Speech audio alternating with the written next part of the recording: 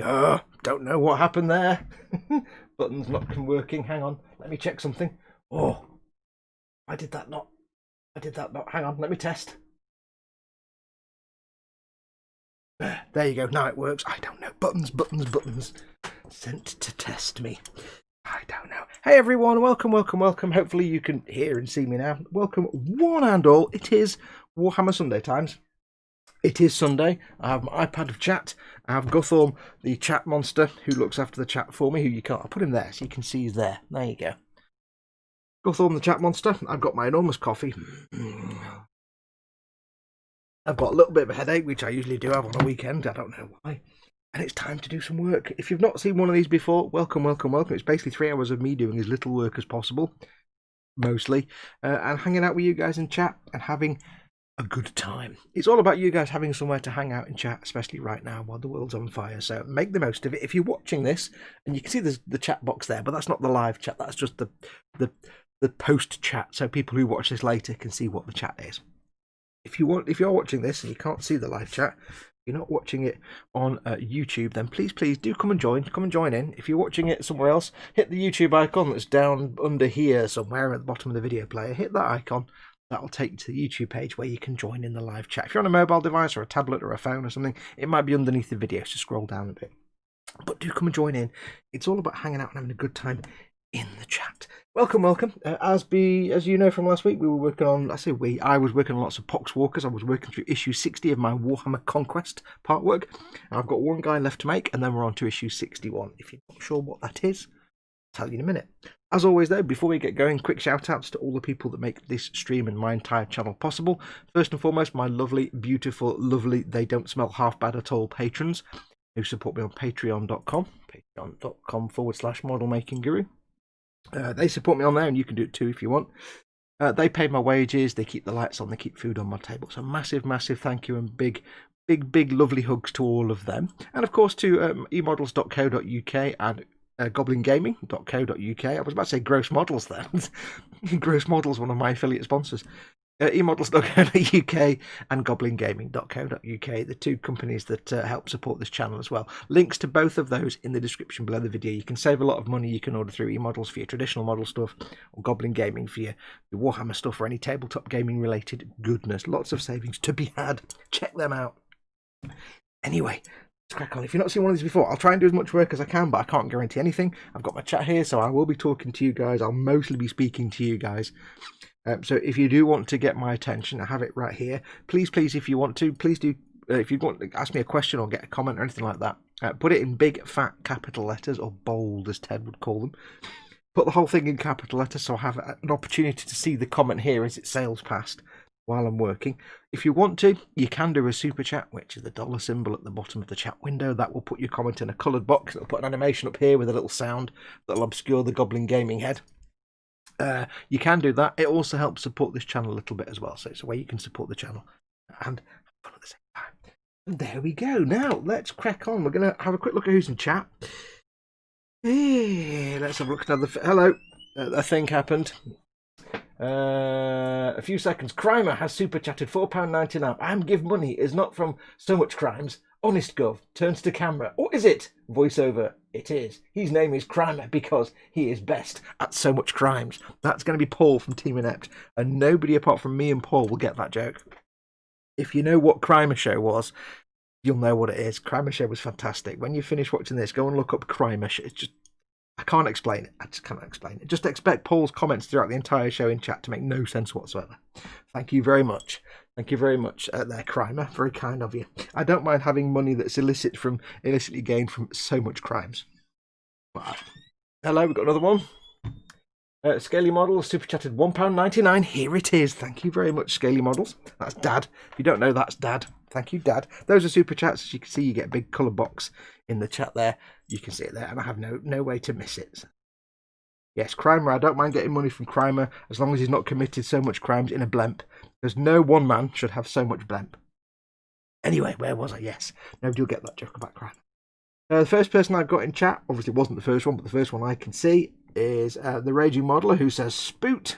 He's obviously fired an arrow. More Draco, we've got Lynn Dipples in. Welcome, Lynn. Lynn's clearly got some time off this weekend, or not working yet. Hope you can stay with us. Dexterous Crafters in, hey, and Connor as well. Hello, Connor.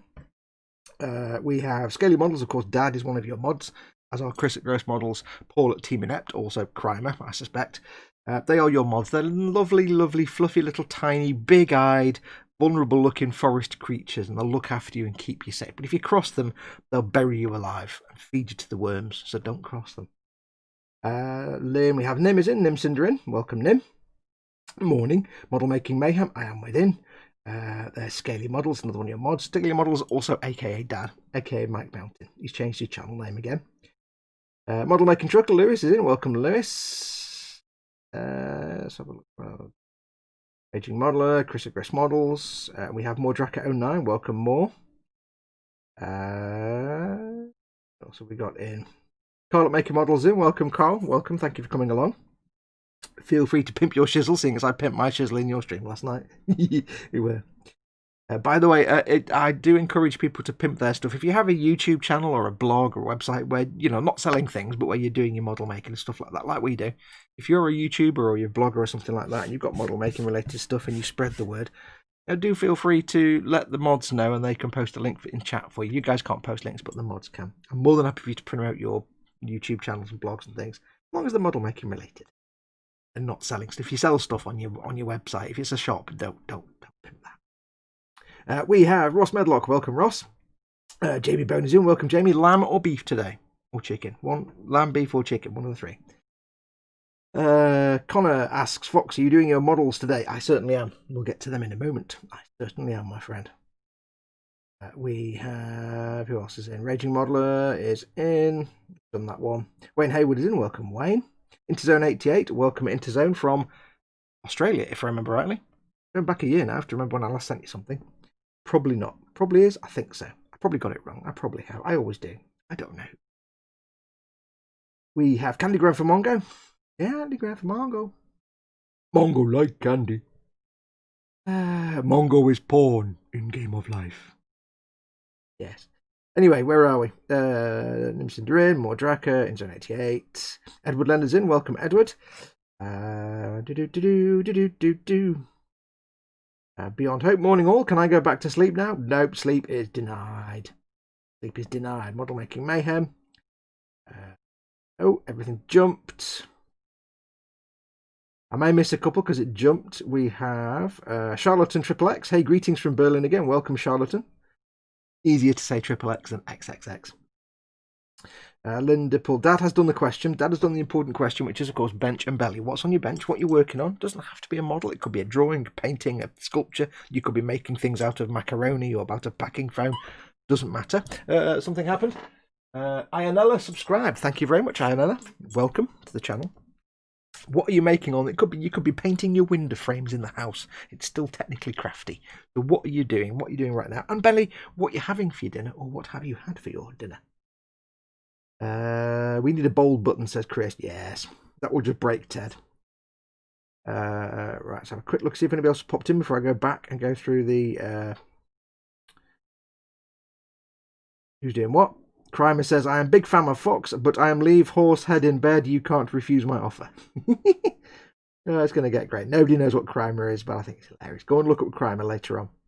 Beck Storm is in. Crimer detected, code 187. There you go.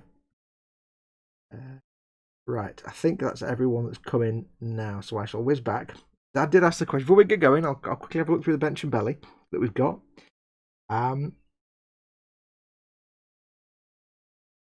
Bench and belly. First one is my keyboard. First one is Lynn Dipple. Benny Honey Nut Cheerios, whole milk, bench still junk. I need to clean it up. Yes, you've only just got that bench. How's it covered in junk? You've only just got the desks from work. So Paul's comments will make no sense. Different to normal how, says Chris at Grossmod. Nim says bench and belly, Vercar ball, and a lumberjack breakfast special with apple crumb pancakes, potatoes, scrambled eggs, bacon, sausage, and ham, and an English muffin. Or, as we call them in England, a muffin. Charlatan Triple X belly is full with hackbraten. Nice, that's something bread. Was that would be brot, wouldn't it? Bread. I'm guessing it's some kind of breaded product. Mordraka says bench painting contest issue 44.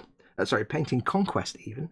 Issue 44. Belly chicken stir fry and coffee. Oh, yes. Nimmer's put a picture in the boom hut. If you want to put a picture up, of course, because we've got chat here, don't forget, of course, I'll put the link up in the chat. You all know, most of you are all members, I do have the Model Makers Boom Hut, which is my Facebook community. If you want to put pictures of stuff up, not just, whatever food you're eating or talking about here, but whatever you want, if you need to put a picture up to say this is what I'm working on, do post it in the Boom Hut. And just say it's from this stream. Somebody might nag you, but I'll just kick their ass out. So but yes, do feel free to put pictures, because you can't obviously share pictures in the chat. So if you're struggling to explain something, just say, look, I'll put a post in the Boom Hut. If you're not in the Boom Hut, go and join the Boom Hut. Lindipple is not working today. Yes. Yes. Dexterous Crafter. Belly roast pork with trimmings. Bench working on my Jemima patchwork quilt square. I'm going to guess that Lewis is the same, and Connor. Terrace is in. Welcome, Terrace. Hi, Fox and friends. KFC is open, and I'm eating that chicken. I've had KFC 6 times now since they started doing deliveries around here. Interzone is on roast chicken and thermic plasma pipes. They won't go down very well. I probably have chips will be better than thermic plasma pipes. Sounds like Crimer is a sketch from Mitchell and Webb, says Beyond Hope. It was a 2 or 3 year long series on Twitter. It was like a Twitter series. It's hard to explain. Crimer isn't a mod, can be timed out. There's a weakness in your plan there, Paul. I just ordered for the colours for my new bench project, says Charlatan, which will be Revell BMW Isetta 250, so in a new day is beginning. Cool. I always have a massive respect for anyone that does shiny cars. I can't do shiny cars. I can't do clean models. I make too many mistakes that I can't cover up, because that's why I do weathering. So anybody that does shiny cars and shiny planes, you always get my respect.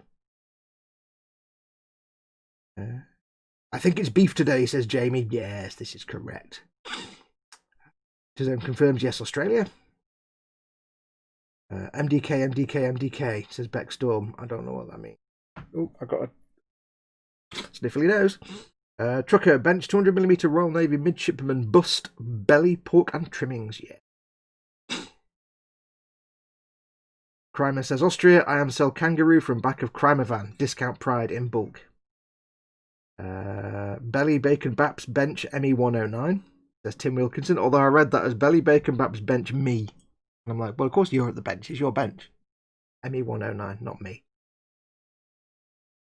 Team Inept says, midshipman bust belly. Yes, remember to use your punctuation in your comments, folks. It can get confusing. Raging Modeler, belly crumpets. Yes, I did the eating. Tiny Tina would be jealous.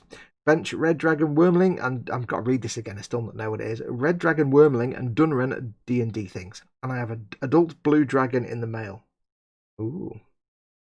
Model Kit MOH says thumbs up 4 times. Welcome, Model Kit MOH. Belly chicken and tomato sarnie with mayo and English mustard. Bench and more on my Legion Rebel Commandos. Cool. I Google hack Broughton in English. Wait a moment, says Charlatan. Illuminator Arts and Crafts is in. Welcome. I'm scratch building and designing weapons for my high grade Lego Flugel. God damn it. High grade Leo Flugel. Read the words, Fox, with your eyes and the reading.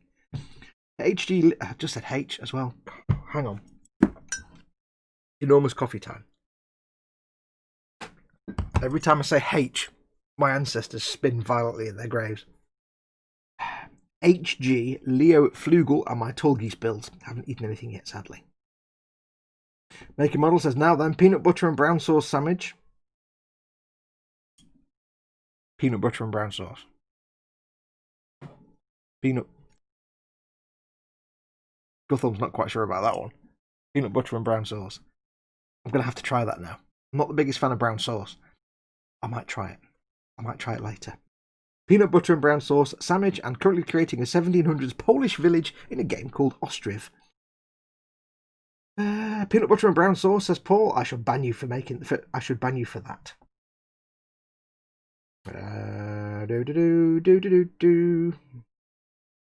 Hack Broughton is meatloaf. If I ask Google, meatloaf is fine. Yes, we'll eat that. Thank you very much. We'll have all of that. Just send it all to me.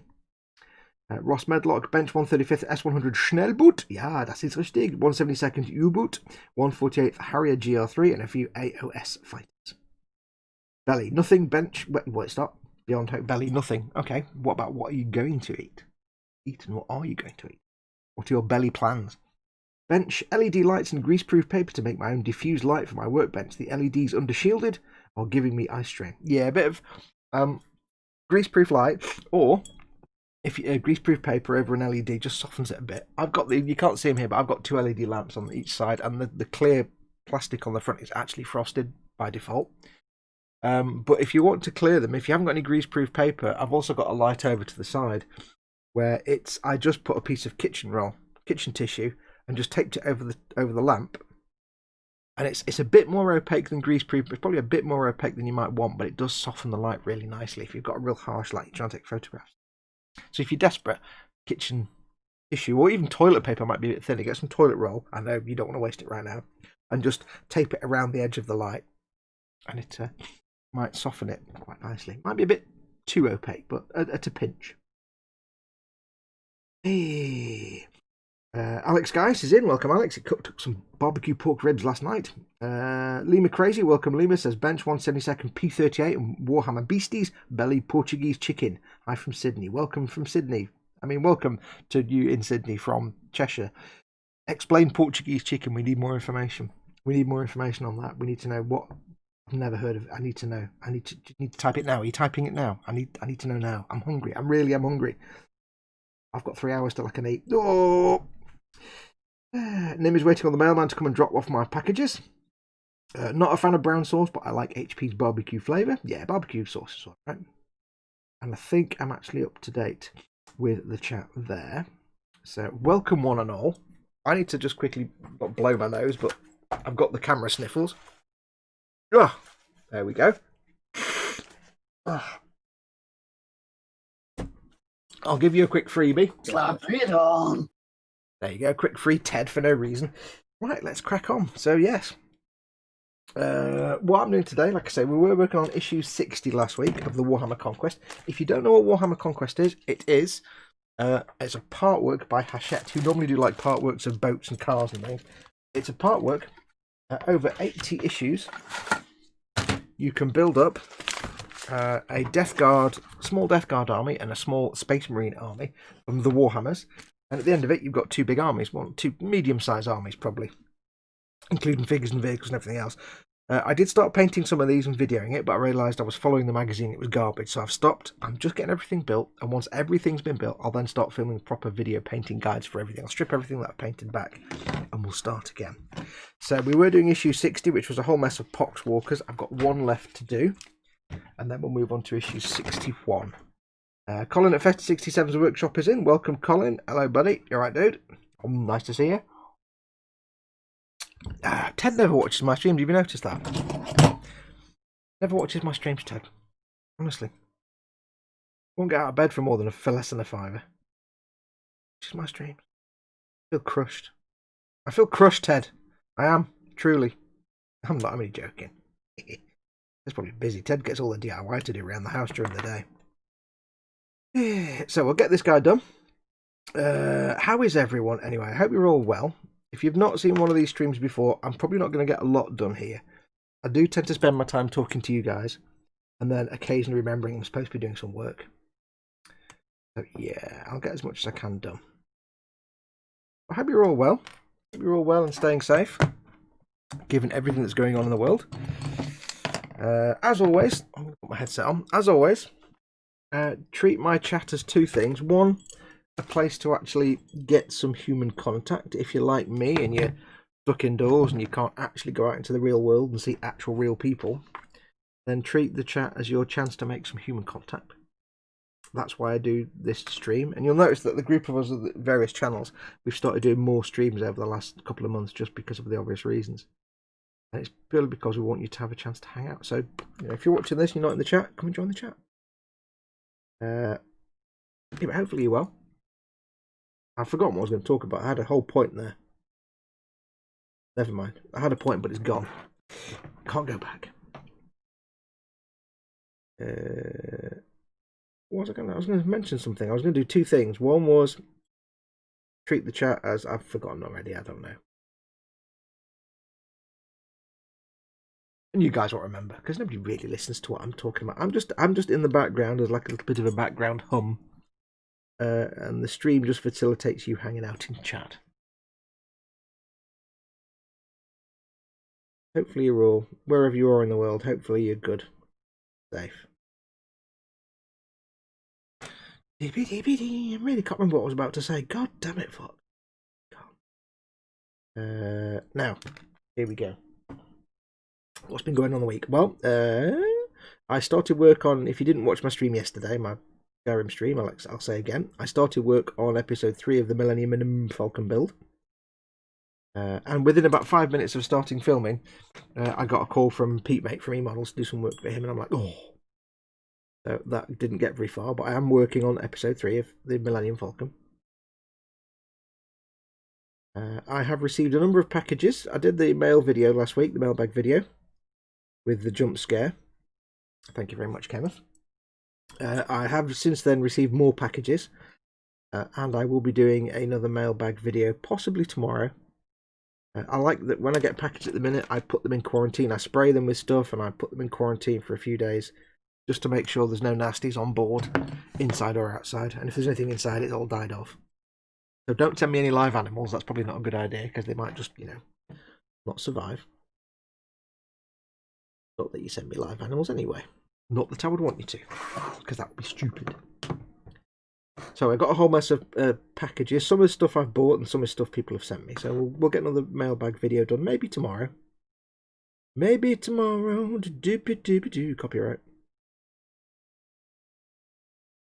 I'll crack on with episode 3 of the Falcon. Because I really want to get the Falcon done. Because I really, really want to get started on the next thing that's coming after the Falcon. Which I think you guys are going to like. Hopefully. Hopefully. It's a fun little thing. Fun little series that I might occasionally do. It will be a bit of fun. Because, being a fun series, one would hope it would be fun. Because it's a fun series. Okay.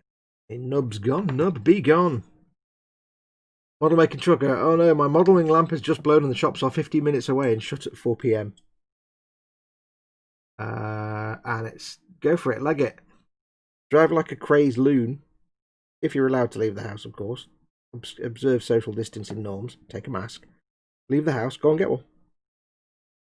Or go on Amazon and see if there's like a get one within 2 hours option. Also, how does the lamp blow? Get yourself some LEDs, dude. LEDs are the way forward. That bulb will last you for a decade. Little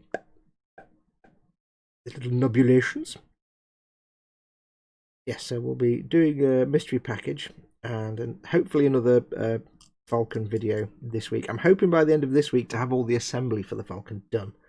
I don't imagine it's going to take too long to do it. I'll show you, in the sort of 20 minutes that I had before I got sidetracked by Pete Mate from eModels, I did assemble that, which is 2 of the, well, it's 4 of the little maintenance bays that go on a mandible. And it's quite amusing because we're talking about, I was talking the other day with, I think Vincent from Mr. Lowe's Model Making. And I think it was him. Anyway, somebody was making something and it had like, it was really tiny, but it had like 30 parts. And I said, dude, I've got like 100 parts just in that. And that's just 2 things. It's a joking conversation. So I've got that far in the build so far. There we go. Yeah, go for it, trucker. Drive with speed. Well, legal speed, obviously, not illegal speed. James Chapman's in. Welcome, James. When more dinosaurs, says Model Making Mayhem. Always more dinosaurs. I'll have to. I shall have to do another live stream, dinosaur live stream, because now I have the little tiny baby dinosaurs that I've got, baby dinosaur, and also, of course, the big Chasmosaurus that sent to me. Got that to do as well. And here's an awesome channel for you. Now it's 2 things. There's a channel which is only about a year old. But there's a series as well, and it's the same people, but the channel they were on ceased to exist or went out of business, and they've set up their own channel. But there's a series called Your Dinosaurs Are Wrong. Or is it Why Your Dinosaurs Are Wrong? One of the 2. Why Your Dinosaurs Are Wrong. And it's an awesome series, because he's a dinosaur. He's like a dinosaur scientist, if such a thing is a real thing. And he's like a complete. He's like something out of Bones. He's just totally adorable. The way his mannerisms and the way he talks, he's totally socially awkward penguin. But he's a dinosaur expert, and he basically, people send him little toy dinosaurs, and he goes through them and looks at how inaccurate they are and why, and explains about the real dinosaurs. And it's just a wonderful little series to watch. So when you finish watching this, and you've finished watching Dad's later, and you've watched Chris's stream tonight, or tomorrow, when you get a minute, just do a quick YouTube search for, I think it's Why Your Dinosaurs Are Wrong, but it might just be Your Dinosaurs Are Wrong. It's awesome anyway. There's a channel, but most of the content is on the National Institute for Science channel, which is now defunct and no longer exists. The channel's there and the videos are there, but the geek group or the National Institute of Science no longer exists. I'm good. Oh, getting warm in here. Let me take some socks off. Oh, it was cold this morning, so I put my woolly socks on. June, and I'm wearing woolly socks, but it's not cold now. Alicia asks, "How's Pikachu?" Says James Chapman. My little Pikas, my magpies out in the garden, gobby as ever. We've got a few bird feeders, and we get like wood pigeons and little tiny blue tits and things like that. But we also get this little family of magpies that hang out, and squirrels as well. We get a little family of magpies that hang out, and I really like them. They're really cool. And I didn't know that the Latin name for magpies, or Eurasian magpies, Pika. So there was one this morning. They have this habit sometimes. They'll come and like sit on my window ledge and tap on the window. I think they're probably just tapping at their own reflection, and they land on the window ledge because it's shiny. The window's shiny. But there's a hair on my thumb. Red, get off. But I like to think that perhaps they're knocking on the window to be like, "Hey, come on, you've not fed us yet. Give us food. We're starving in out here." They're like little magpies. They're quite cool. They're very pretty magpies. I mean, they're black and white, but the iridescent on the black feathers is very pretty. So I like to feed the dinosaurs. As someone that likes dinosaurs, of course, can't help but like modern dinosaurs. Let me know if my head keeps coming in shot. By the way, I've got no idea.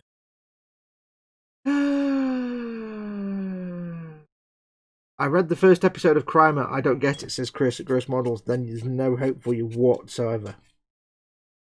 Give me emails now.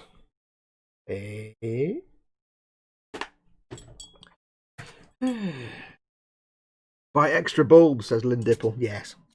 I would strongly suggest upgrade from bulbs to LEDs. Either upgrade the light to an LED light, or just upgrade the bulbs to LED bulbs, because they're more energy efficient, they give off less heat, which is great in the summer. I'll tell you what, when I first started doing this, and I didn't have LED lamps, it was a nightmare. Filming in summer is bad enough, because we're in the UK, we don't do air conditioning, because there's no point. It's an expensive thing to have, unless you can afford it. It's a ridiculously expensive thing to have and pay for, and you use it for a little bit every year. We don't have air conditioning. This room faces the sun, so I can't have the windows open during the day. And filming, of course, with all the lights on, until I got LED bulbs or LED lamps. Oh man, it got so warm. Oh, it's a nightmare. It's all LEDs now, though, so I can quite happily not have all the heat in the world pumping into my workbench. Oh, James Chapman, no. Beck Storm says we have wood pigeons that do that. They tap the window on some mornings for food. Yeah, I'd like to think that the magpies, Pikas, I'd like to think that's actually what they're doing, because I didn't know this. I read up on them. I didn't know this, but apparently the Eurasian magpie, the Pika, the one that we know in the UK, the black and white thing, that one, is apparently the most intelligent bird, according to the things I read. It's a member of the corvid family, of course. It's family Corvidae. But apparently it is the most intelligent. It's more intelligent than crows and jackdaws and ravens and stuff. It's got more smarts. Don't know why. It just apparently is. And it's also one of the very few animals, magpie, one of the very few animals, again, the Eurasian magpie, that can recognise itself in the mirror. It passes the mirror test.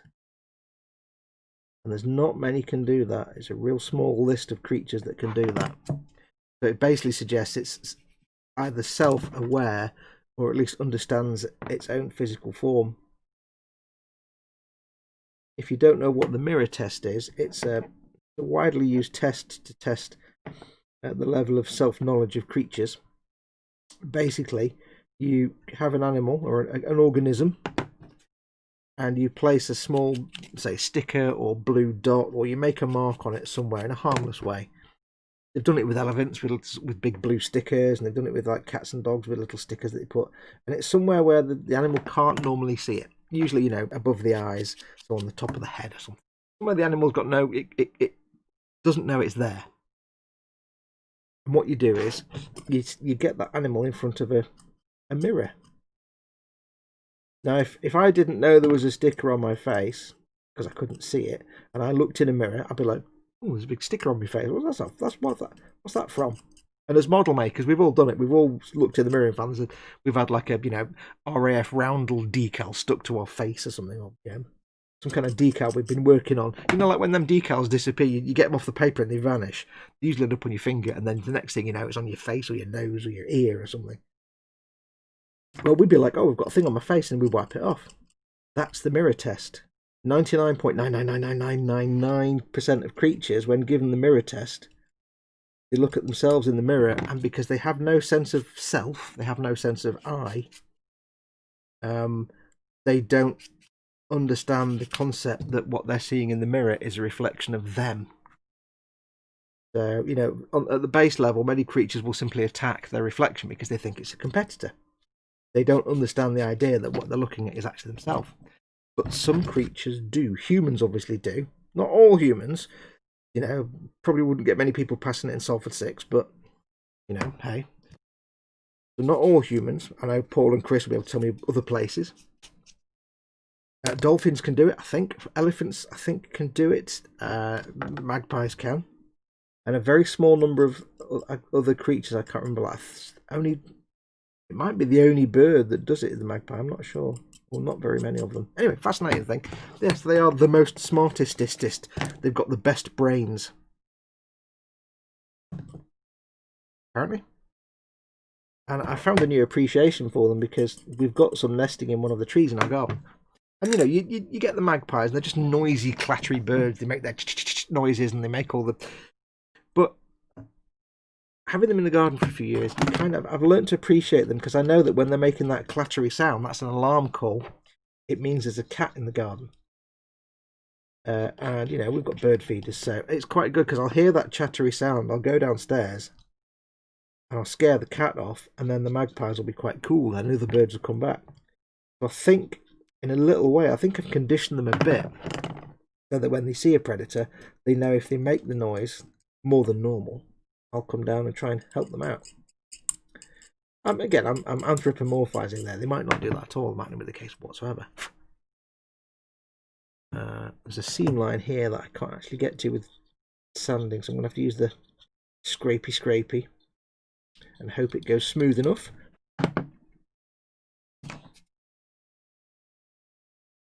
Yeah, so they have the chittery chattery rattle noise. And it's quite annoying. It really is quite annoying a noise when you're trying to chill out or sleep or whatever. It's in the morning. But if it's during the day, I know if there's something startling them in the garden, it goes on for more than a minute, I'll just go downstairs and they'll stop, because whatever it is, it runs off. And they've got some other little noises they make. But one thing I've started to hear, and I've never really heard it before, because we've never had them nesting in the garden, is they kind of mutter to themselves. They kind of witter away to themselves, a bit like I do when I do this show. They witter away to themselves constantly. When they're not singing, if you want to use the word singing. When they're on the nest or anywhere where they're fairly safe.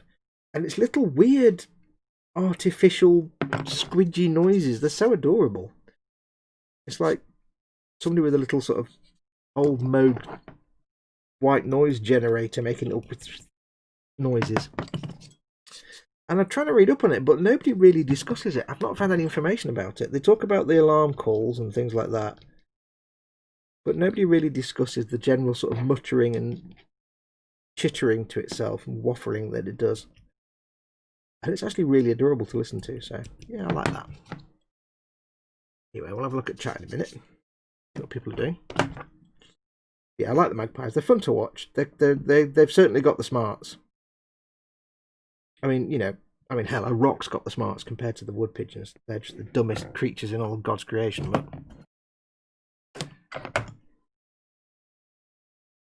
Yeah, the magpies have certainly got the smarts.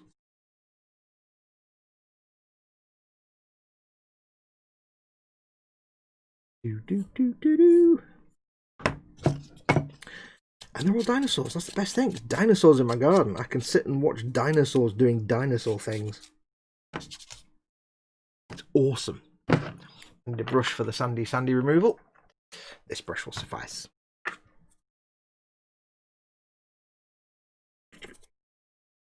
He's got all these bits hanging out of his back. You can't really see it, but he's got this big long greatcoat.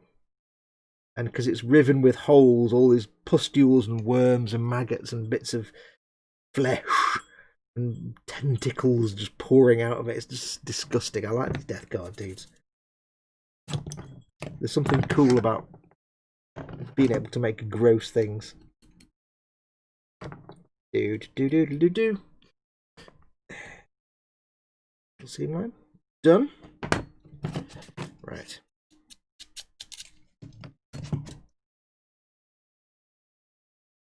Try out the sanding sticks that Kenneth sent me. I haven't had a chance to use them yet. I can't use them on the e-models video, of course, because they're not sold by e-models. So this is the first chance I've had to get to try these out. Thank you very much, Kenneth. There we go. That's nice. Nice and done. That one can be sanded smidge. So what else has been going on? Yeah, so I've started episode 3. We did the mailbag video last week. I did the little advert for e-models for the new point scheme as my sponsor. I am obviously duty bound to mention that if you're not aware, e-models have started doing reward points.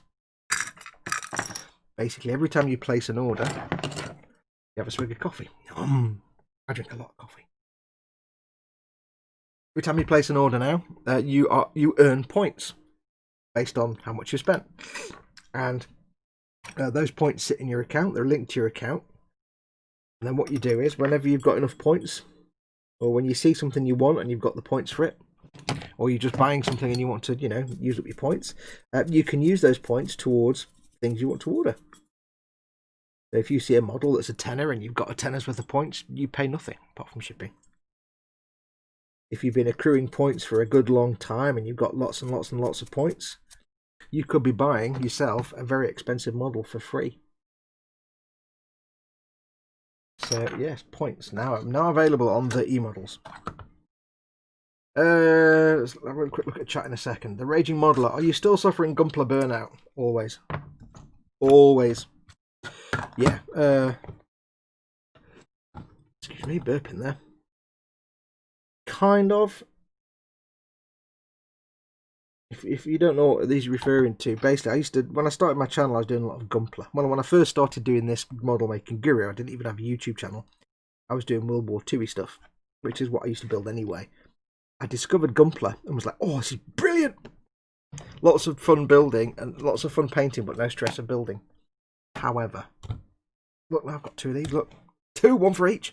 Can't get told off by Dad now. However, Gunpla are brilliant, but they do come when it comes to paint. Seeing as my focus is painting, they do create a lot of challenges when it comes to painting. And I kind of got burnt out on them, because although I enjoy building them, I hate building, so for me to enjoy a build means there's something good there. Because they're fun to build. But yeah, it became a nightmare, the painting, because you can't just slap paint on the stuff. You have to think about what's going where and what paint you're going to use. What's, can I paint this bit first or that bit? And it just got really fiddly. And I kind of lost the will to live in a lot of ways with it, because it was like, I just want to have fun. But having to plan and all this kind of stuff. I should have glued this on first, because now I've got a little mould line to deal with that I didn't know about. Although it probably looks a bit like a seam in his clothing, so I might get away with it that way. I think we will. I think we'll get away with it. So, yeah, so I was getting a bit burnt out, because it went from being great fun. Because keep in mind, I'm not just building these things. if you're just building Gunpla, it will probably still be great fun. You'll have a great old time. But keep in mind, I'm filming it as well. And filming Gunpla makes filming any model build makes the process take a lot longer. And especially with Gunpla, again, because you've got articulation to consider, how you're going to paint it. It got more complicated than I was enjoying, and it was taking too long to film builds because of the various reasons, and because of all the other things I had to plan and consider. It just really kind of soured for me. And then I found Warhammer stuff and I dived into that, and that was like my little life vest. So I still do have Gunpla to build, and I still want to get them done. It's just, I think I need to be in, and my mind needs to be in the right place, as in, okay, I know I'm going to have to do a lot of fiddly fartiness.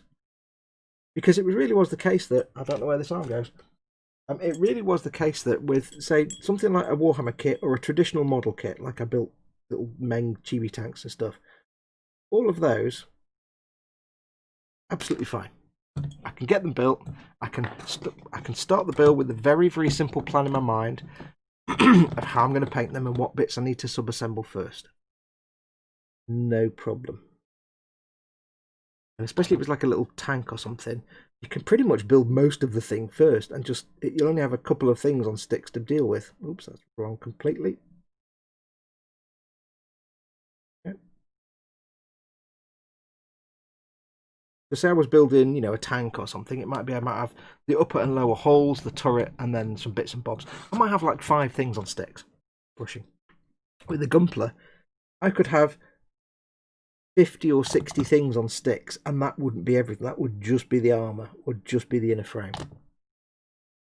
And it was becoming a nightmare, and it did mean, like, you know, a painting session. If I'm airbrushing a tank, I can do it in a couple of hours. If I'm getting all the base colours down of a vehicle or a tank or something, I can probably get it done in an hour. With the Gunpla, I could spend 7 or 8 hours just painting the armor. And again, when you're trying to film that, so I kind of burnt out on it a bit. I will go back to it. When I did George's Sazabi, I just started. I had that sudden, when you have it. I've done a figure, by the way. Done. That's issue 60 completed. You know when you have that sudden realization of something that's really blindingly obvious. I'm going to do the thing all models should do when you finish a sprue, unless you need to keep the sprue to make sprue goo. Destroy the sprue, destroy it all completely. Because you know what? Putting sprues in bin bags, you end up popping the bin bag, and then all the stuff falls out. And if you've got anything in there that's icky or gross, it's all over your kitchen floor or you whatever, and your mum shouts at you. And yeah, so just chop your sprues up. Also therapeutic. It's like when you get to rip up the box at the end and put it in the bin. Yeah. So anyway, yes, George's Sazabi build. I knew that was going to be a long drawn-out build and a lot of work. But I was really looking forward to the paint job on that, because it was so unusual doing the Borderlands-style paint job. So that saved it in a way, because I really enjoyed doing the outlining and the colouring on that. It really was quite nice. I got to have fun with it. But it got to the point where I'd be building a Gunpla, and I'd almost be losing sleep, because I go to bed at night, and what I tend to do is I tend to, I plan things, but when I go to bed at night, I tend to drift off to sleep, but I'm in my mind, I'm planning how I'm going to paint something. Am I going to take this bit off? Do I need to assemble this sub-assembly first? Or, assuming them in the middle. I don't do it when I'm not making a model, because that would be weird. When I'm in the middle of a build, I'll be lying there, getting off to sleep, and I'll be like, can I assemble this bit first, or do I need to assemble this other bit, or can I paint those bits together? I'll kind of plan like that and be tactical. But with Gunpla, it was, I want to paint this bit, but I can't, because that bit needs to move and that bit needs to articulate over there. And hang on, well, if I do that, I've got to do 5 extra coats of gloss, and it just was stressing me out, man. And I've always said, this hobby is about having fun. If you're having fun, brilliant. If you're not having fun, stop and move on to do something else. Go back to it later. There's no point doing a hobby if you're not enjoying it. That's called a job, and we don't get paid. Well, I get paid for this, but you don't get paid for it. So anyway, yeah, so I got burnt out a bit. So I've still got my big Kshatriya that I want to do, and that Borderlands paint job really inspired me. And when I was, what I was meant to say was when I was doing George's thing, I was just starting. We're doing Imperial objectives, by the way. I was just starting. I had that moment, like I was about to say, that moment where you realise something that's so blindingly obvious that you've not considered before, which is, I could just glue the gunplate into a fixed pose. Therefore, who cares? You don't need to worry about the articulation. You can build the entire inner frame and paint it, rather than have hundreds of bits of inner frame that you have to paint one by one. I'm like, oh yeah, why didn't I think of that before? So I started doing that, and with the inner frame on George's, it was great because I glued the elbows, the knees. I tried to glue the hips, but it didn't work.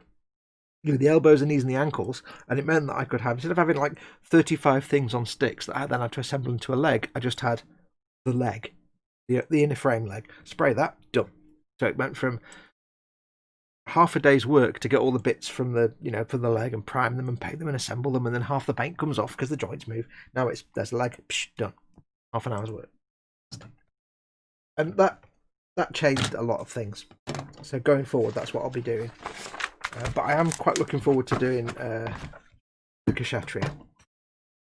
Raging Modeler, I'm ordering you a thing, mate. Oh dear, don't spend money on me. I don't deserve you to be spending money on me. Oh, thank you, but if you haven't done it already, stop. Right, let's have a quick look at chat before we get going. Stop spending money on me. Ted is at a socially distanced birthday party. Oh, he'll be in the corner with his gin then. Colin says, I'm being good and doing pimpage, lol, sorry. Don't. Oh, pimp. You should never say sorry after pimping, you should just pimp. Pimp it, dude. Pimp everything. Pimp your trousers. Pimp your channel. Pimp everything. Pimp everything.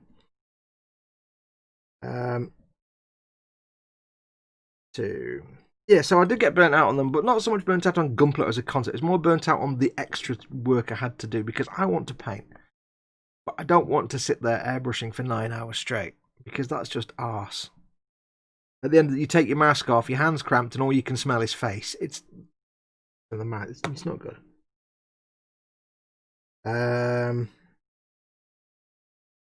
Lima Crazy, I did the whole Games Workshop Lord of the Rings part work years ago. Cool. Yeah, there is this one for Warhammer 40k. There's also a new part work for Age of Sigmar, for Warhammer Mortal Realms, which is called, I think, Warhammer Mortal Realms. This 40k one is now finished, but you can still start. It's just those of you who started at the start, it's now finished. So I've got all the issues. The Warhammer 40k one, I think you get better models for your money. For the main models you get. However, the Age of Sigmar one, although I'm not as impressed by the models that you get in the base package, if you go for the premium package, I think the rewards for the premium package are better in Age of Sigmar one than in the 40k one. I'm going to go tomorrow as I don't want to leave the house, not to do with the current situation going on. Just can't be bothered, says Model Making Trucker about his bulbs. There you go. Well, I'm sure you can find something else to do for the evening. You don't have to do your workage. The funny thing is that Shania can say Pika for Pikachu cute when she says it, says James. Cool. Lynn says, the channel is Your Dinosaurs Are Wrong. Gee, I have the link, but I forgot I can't post. Bummer, I wish I was a mod. Hint, hint, Fox.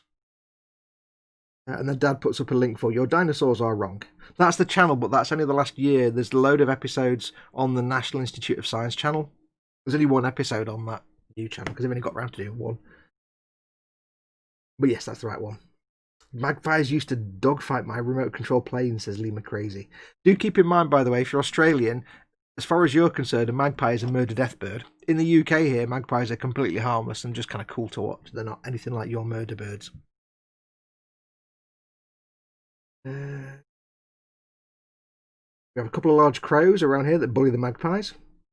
Magpies are tiny velociraptors, says Lima Crazy. They certainly are. All birds are dinosaurs. Nothing like watching a roadrunner slamming a baby bird on concrete to tenderize it in order to swallow the bird whole, says Mini Warmut. Oh, nature can be brutal. Welcome, by the way, Mini Warmut. It jumped. I might miss some comments because it's jumped. Talking about burning out on the Gunpla. Dan Kramer from the Miskatonic University Podcasting says, everything in moderation. I can see how something as complex as a Gunpla can lead to burnout.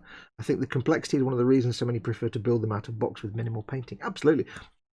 As me who hates building, I'm a painter, not a builder, I enjoy the Gunpla building part. What I didn't enjoy was the Gunpla building part tallied with the Gunpla painting part, because the two together, yeah, that's where it gets really complicated. If you just make a Gunpla as a normal model kit and glue all the articulate, get it in a pose and glue it all together, then it can be much more fun. Theoretically, you could build a Gunpla and just assemble it completely, glue it all in place, and just paint it like a giant miniature. But there's a lot of stuff you couldn't get to, but there's nothing wrong with that. I did think about doing that with one. Get master grade, build it completely, glue all the armour on, do it, and then paint it like a mini. I keep sprue bits with interesting shapes. They make great greebles, said Dan. Yes. My ears were ringing, says George Gabriel. Hey, George, welcome, buddy. Yes, I mentioned the Cesabi and George appears. It's a miracle. Reggie Modeler, could someone please pimp my Facebook page for me? Yes, just tag one of the mods and they'll pimp it for you if you haven't done it already. Oh, his dad's done it already.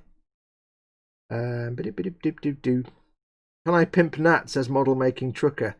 She might slap you, but if you want to pimp a channel, you can do. Odo is sleeping again, lazy burb. Yeah, Odo is definitely a burb. I'm getting off, guys, says Dexter Crafter. Absolutely exhausted, so going to have a power nap. Take care, Nat.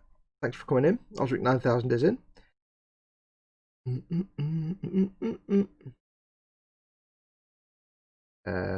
We have an eagle that fights the crows where I live. Interesting watch, to be honest, says Illuminator Art and Crafts. Welcome, Illuminator.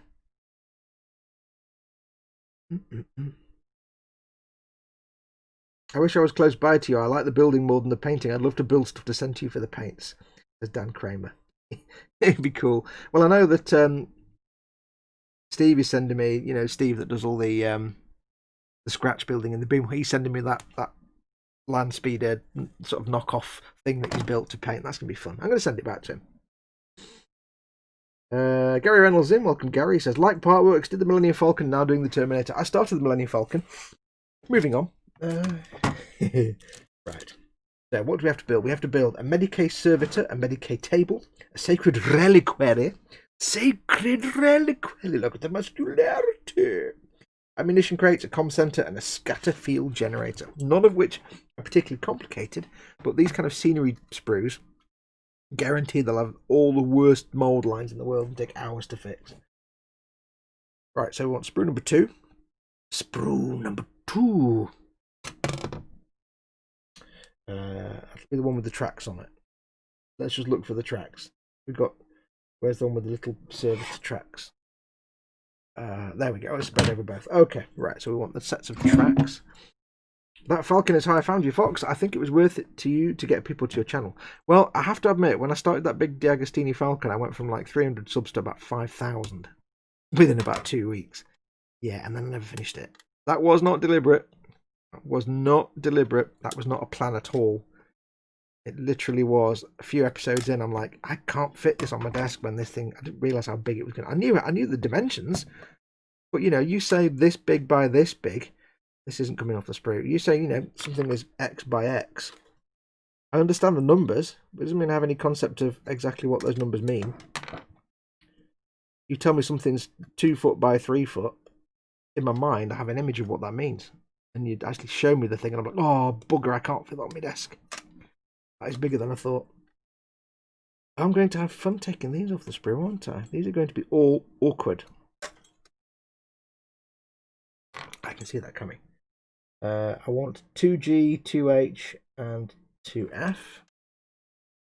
2G, 2H, and 2F. Yep. Great, I want that. 2G, 2H, there we go. Lovely. Lovely. 2G. 2H. Colin, did you put a link up for your channel? You said you were pimping. Did you actually put a link up? Or did you just say you were pimping it? You have to put the link up as well. You're a mod, you can do that. Athel McNichols in. Welcome, Athel. Ray Aquilina is in from Malta. Welcome, Ray.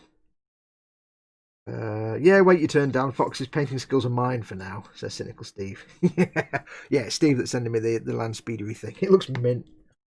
I've said to him I do reserve the right to add maybe some extra greebles if I have anything that I think might fit. I don't know if I do. 2F. 2F. 2F.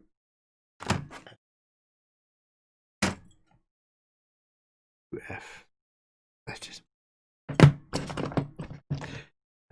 now, let's have a look. What is 2F? Oh, yeah. You'll learn something when I make this servitor. If you're not familiar with 40k lore,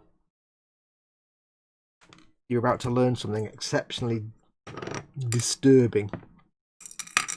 I'll tell you in a minute. It always creeps me out when I realise these things. Like, oh, it's really, oh no.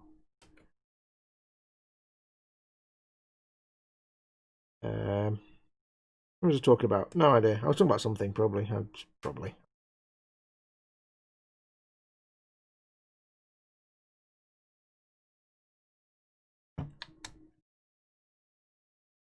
Plastic does not want to give up its grip on the actual kit.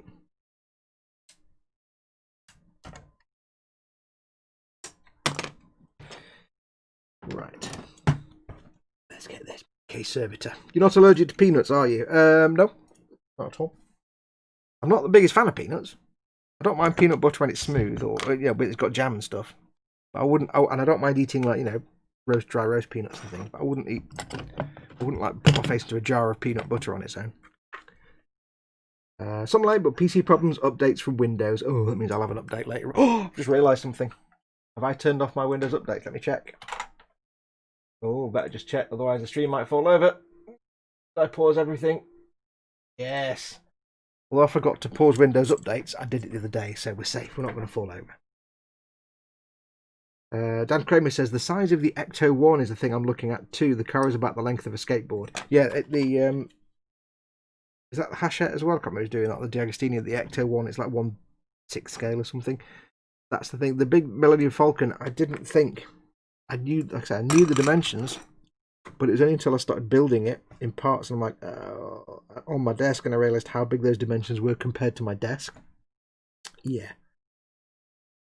So for me to carry on with that, I always joke and say I'd need to get my garage knocked down. Literally, I would have to have my garage demolished because it's my garage is no longer used for anything. It's just a decrepit mess. I'd literally have to have my garage knocked down, rebuilt, but have it rebuilt as a model making studio type thing. That would be my dream. Rebuilt as a dedicated sort of building for, so it's got lights and internet and electric and stuff and everything set up for filming. But yeah, that's never going to happen because that's like 20 grand's worth of building work. So yeah, no.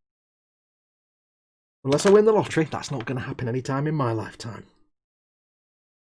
Or if you get like if I get like say 1 million subs and I'm getting big fat checks off YouTube, that might happen. But I doubt that's ever going to happen.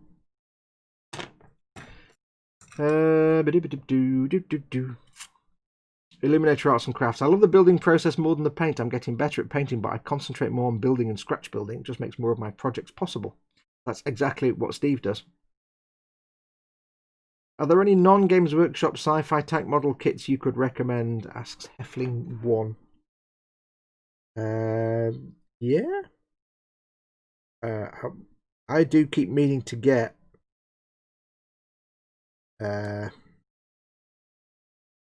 the Mobile Suit Gundam UC Hardgraph EFSF main battle tank. Basically, it's Mobile Suit Gundam, but it's not a Gunpla kit. It's the UC Hardgraph range is a range that Bandai do of proper traditional glue together kits, and they're in 1/35th, I think. But the tank itself is this. It looks like a sort of souped up, slightly sci-fi M1 Abrams with 2 barrels, 2 cannon rather than 1, and it's massive. 1/35th scale. I can think of that one. I'm not really thinking of any others. Anybody in chat that can help out, Heffling? Sci-fi tanks that aren't Warhammer. There is a range of tabletop minis called Conflict 47. I think it's Conflict 47. And that is a kind of alternative universe World War II style. So you get lots of World War II style tanks. But they've got things like lasers. And so they're like still, it's like retro futuristic kind of thing. Almost like steampunk World War II style. Some of them are quite good. Because I remember seeing it was a Sherman tank with a massive plasma cannon. I'm like, that doesn't seem realistic. But they're this kind of like heroic scale, 28mm scale. They're supposed to be quite good. But yes, if you're in chat and you know an answer to that one, the only one I can think of is the Bandai BFSF M battle tank. And a couple of other kits in that UCS hardgraph line. They are, though, unfortunately really hard to get hold of because they don't print them very often.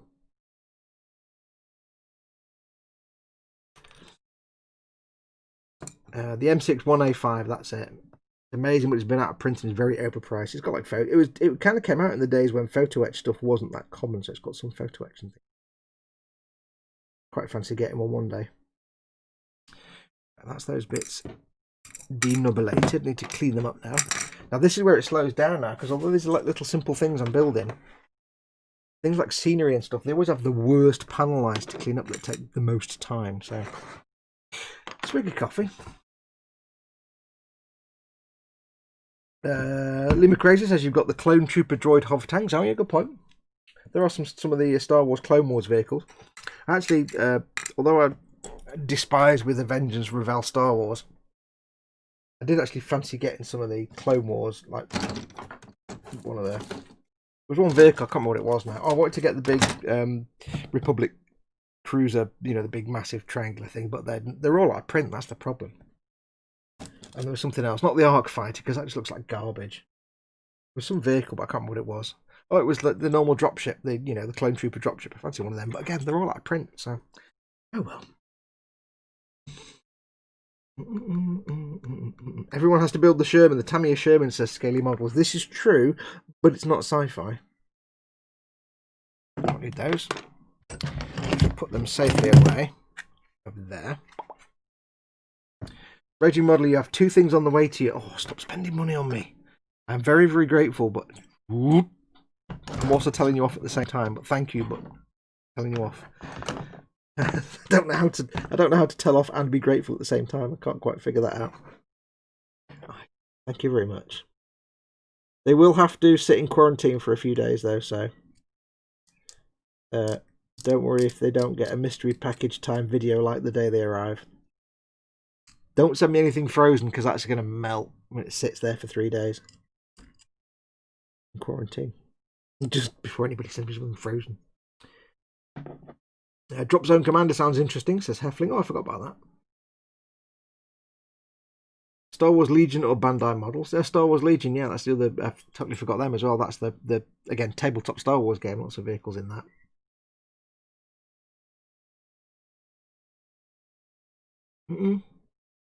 Get a normal tank and kit bash it. Easiest way to make a sci-fi tank. I know. Leave the tracks off and add thrusters, etc. Says Cynical Steve.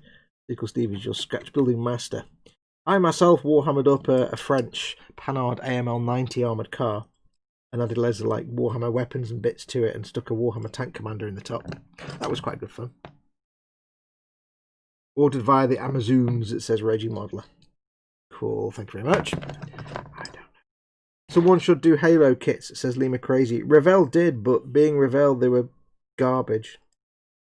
So, aimed at children. Some kind of, what the hell was that? Oh god, somebody in the neighbourhood cutting down trees or something again. Why can't these people just have a weekend off and just not cut trees down? And you guys can't hear it, but all I can hear now is like chainsaws. But yes, they did do some, and my very good friend Kenneth from Australia sent me a Warhog kit that I need to make at some point. And they weren't bad, but they were Revell aimed at kids with sounds and things, and they weren't and they had like the kind of figures that aren't looking anything like humans. So we're not talking Tamiya quality or anything else. But at least they were Halo kits, I guess, maybe. Yeah. I've got one of Warhogs to build. Although I do admit, if you want some good Halo figures to paint, I still have some of the original. I don't know if they still make them anymore, but I had some of the original first edition, first series action figures for Halo that came out from the company that does action figures, the guy that did the comic character, and I can't remember the company's name or whatever. Not Hot Toys. Who's the guy that did? It's the guy that did Spawn. He also has the company that makes action figures. It's that company anyway. Going back to like 2002 and 3 now. So I've got an original Halo Combat Evolved Chief. I've got Halo 2 Brute and Elite. I've got Halo 2. I've got Halo 1 Ghost with Elite in it. And a Warthog action. They're just toys and action figures, but if you were to repaint those, I will do it. So I need to find them. I'm gonna dig them out and repaint them, especially the Brute. Brute's chock full. They're massive. They're like that tall. The Brute's chock full of details. At some point I have to try and remember what the hell I did with them. Get them painted up. Athel Nichols, so Foxy, you are using your new sanders. Yes, I certainly am. I was saying at the start, I can't use them in the Falcon build because e-models don't sell them. But I'm giving them a try here, and they're really quite nice. And I hadn't realised, because Paul never puts the numbers on the actual sanding sticks, I hadn't realised that the stick I consider gentle and medium when I'm using the UMP sticks is actually like a 220 grit, which is like dragging it across a pebble beach. Wow. But it wasn't. I was using it as a very gentle sort of finishing sander. It worked, so I'm not going to knock it. I'm on 600 and 800 grit at the moment, trying out these, see what they're like. I need to not use that yet. Where am I up to? Yeah, these are a pig for seam lines. That's in downside. They're only like, place markers and, objective markers really, but I like to still give them the same attention. Did I just see an Infini Sticks as model making mayhem? Yes, my very good friend Kenneth in Australia sent me some Infini Sticks. Quite enjoying them so far. Got a whole mess of them. McFarlane, that's it. McFarlane, yeah. So I've got the big old Master Chief Halo Combat Evolved. I think I got them from the Bungie store on the Bungie website in like 2002. Or 2001 when they first came out, so showing my age. You're showing your age, dear. I'm going to be using a 132nd Lancaster body for a Warhammer scratch build. Just got to find a few cannons to go on it, says Ross Medlock. Cool. If you're wanting to scratch build Warhammer stuff, then I can't suggest strongly enough that you go onto the eBays and just do a search for bits, bags, or bits. People just sell bags of Imperial Guard bits, Orc bits, Space Marine bits, Tempestus Scions bits, vehicle bits. I've got a big collection of all the bits that I've not used, because the beauty of Warhammer stuff is, you buy a vehicle and you've got like 6 different alternative versions, and you might build one, so you've got all the extra bits left over. But if you don't have all those kits, people on eBay sell them. So I've got myself a few bits bags off eBay, and they're great. I got a bag of tank bits, and it's all like cupolas and hatches and grills and different various cannons and things that people have had left over. And it's like, well, I'm never going to use them. I'll just stick them in a bag and sell them. There you go. Yeah, get yourself on the eBay. That box spider is terrifying and glorious. Absolutely. Where's your spider in a box? He is downstairs on a shelf. It's a convenient location where my nephews may be like, what's in that box? Grab, scream. I'm not going to tell them what it is. I'm just going to see if they notice it. And if they do, they'll soon know what's in it.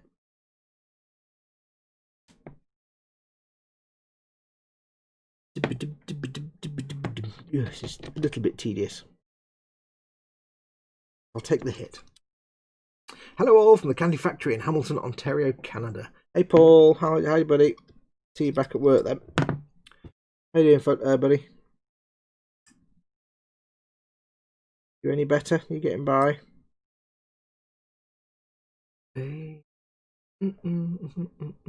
Fox, was it you that said painting PVC models is difficult as they dislike acrylic paints? Asked Athel.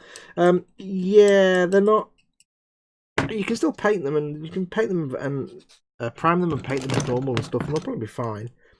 But you have to keep in mind that a lot of them are sort of flexibly, not always, Like that big Master Chief I did, that big 3 foot tall Master Chief, that was, don't think that was PVC, but it was some weird plastic like that.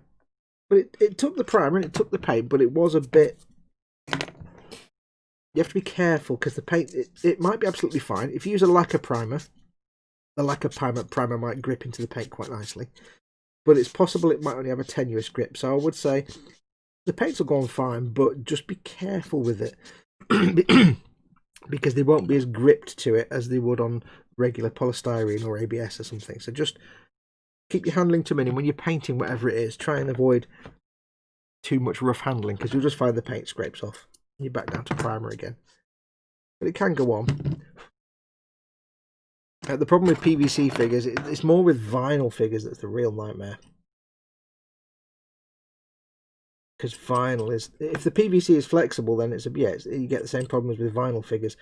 Vinyl figures are quite flexible, and that's where you start to get problems. If it's a big vinyl, because you get a lot of the big action, the big sort of, you can buy. I've got an Odo in the front bedroom that was gifted to me. It's like a big, like 1.5 foot tall figure, and then like 4 or 5 parts. You put them together, but they're made out of vinyl, and they're fine. They aren't as friendly as possible again to primers and stuff. So you may have adhesion issues. But if you're making a cabinet queen, it doesn't really matter as long as you're careful with it. But the problem with vinyl is it's got some flex to it, and that's where paints and primers can crack. So you'd probably be fine. Just treat it like a normal kit, but just PVC. I'm not 100% sure, but I would just say just go careful with it. Can't say for sure that you'll have any issues or you won't have any issues because don't think I've done PVC. Don't forget PVC is like drain pipe material, so you'll probably be okay. If you're able to, give it a little bit of a very light sand before you paint it, just to help have the primer, just to key the surface a bit for the primer, if you can sand it. Some PVCs you can't sand, they go all fuzzy and horrible, so do a test first. If ever in doubt and you think, something's too shiny and the paint's not going to stick, just very carefully give it a very light, gentle sanding. Just to rough up the surface. Almost, you probably won't even see it. But like, something with a 600 grit or 400 grit, just very, very lightly, just to give the surface a little bit of tooth. It gives the primer a helping hand. Because although you might look at a polystyrene kit and see shiny plastic and be thinking, well, how does the paint even stick to that? Because it's shiny. Polystyrene has a certain porosity to it. And at the same time, certain primers can react with the polystyrene to etch into it and chemically and bond. But things like PVC and ABS, so a little bit of ABS, sometimes it's not as easy for the chemical reactions to take place. So, but yeah, you're probably all right. I would, if you have anything spare you can test on, just do a test first, and maybe if you're not sure, just give it a very, very, very light sanding, just to rough it up a little bit, to give it some tooth. But sand it on a spare piece first, because I would hate for you to get a model and go sand, sand, sand, and it goes all horrible like my big Master Chief, which wasn't really keen on being sanded. Let's be honest. The big worry with me with that Master Chief was because of the plastic. I wasn't sure when I masked off his visor to paint around the helmet and keep the visor shiny. I wasn't sure that when I pulled the masking off the visor, it was going to pull all the paint up with it because, of course, the primer wasn't going to stick in very well to the plastic. Thankfully, it didn't. That's the only consideration. If you're doing any masking, that's something you want to do some testing first. That'll be all right. Oi, folks, don't be having people buying up all my greebles. Lindipple, I'm looking at this Celestial Hurricane. Yes, I know it's not Warhammer 40,000, but I'm an astronomer.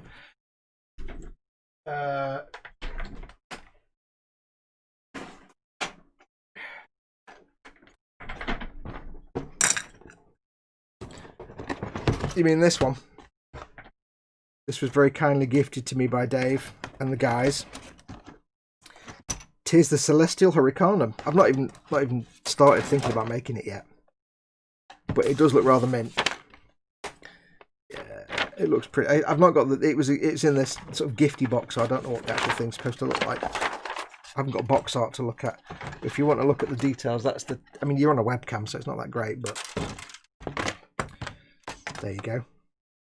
That's the Celestial Hurricanum with Horsicanum's Celestial Horsage. Yes, with lots of lovely detail on that. See, I'm not into Sigmar at all, but well, this is Warhammer Fantasy, but some of the models are gorgeous, and I think over the coming year you'll probably see a bit more of the Sigmar stuff from me. Not necessarily the Sigmarines, because they're boring. They're like Ultramarines. They're not boring, but you know, hey, whatever. But some of the more bizarre stuff. I do at some point want to do some Skaven. I like the look of Skaven. Skaven look mint. Lynn Dipple says, hi Mama Fox, hope you are well. Mama Fox is having a snooze at the moment.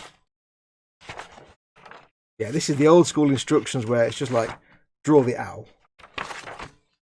Yeah, it looks pretty good. I'm looking forward to making that at some point. That was a very kind gift from Dave and Dad and that lot, so thank you very much. I think it was a Christmassy gift. I can't remember now. Try and put that back on there without knocking it over. There we go. Yeah. My pile of to-dos. Still feeling the same, Fox. I haven't stopped working, says Paul. Aww. Hopefully you get it sorted soon, dude. I need to remember to get to an auto parts store to get some vinyl primer. I have a vinyl 112 Ed 209 in the stash. Yeah, I can't remember because I've not really done. I'm not aware that I've done any vinyl. If there are specific vinyl primers, that's also possibly the best option. If such a thing exists, I assume it does.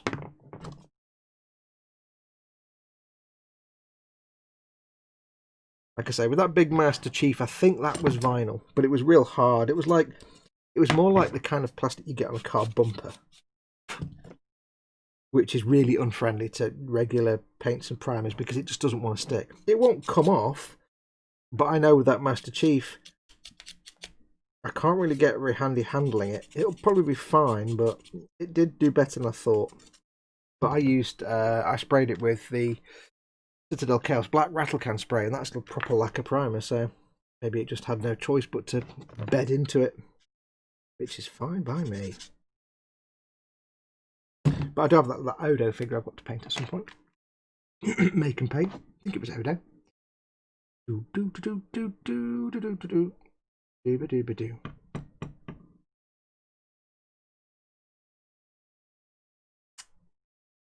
The tooth, remember the tooth. Where is the quote from, people? Says Mordraka. I don't know. For those interested in the weather, the northeast Scotland is being blasted by gale force winds and rain showers. It's abnormal then. Yes. Scuzz Bucket. Fox, love you. What is this Scuzz Bucket? I've not heard the phrase Scuzz Bucket for a long time.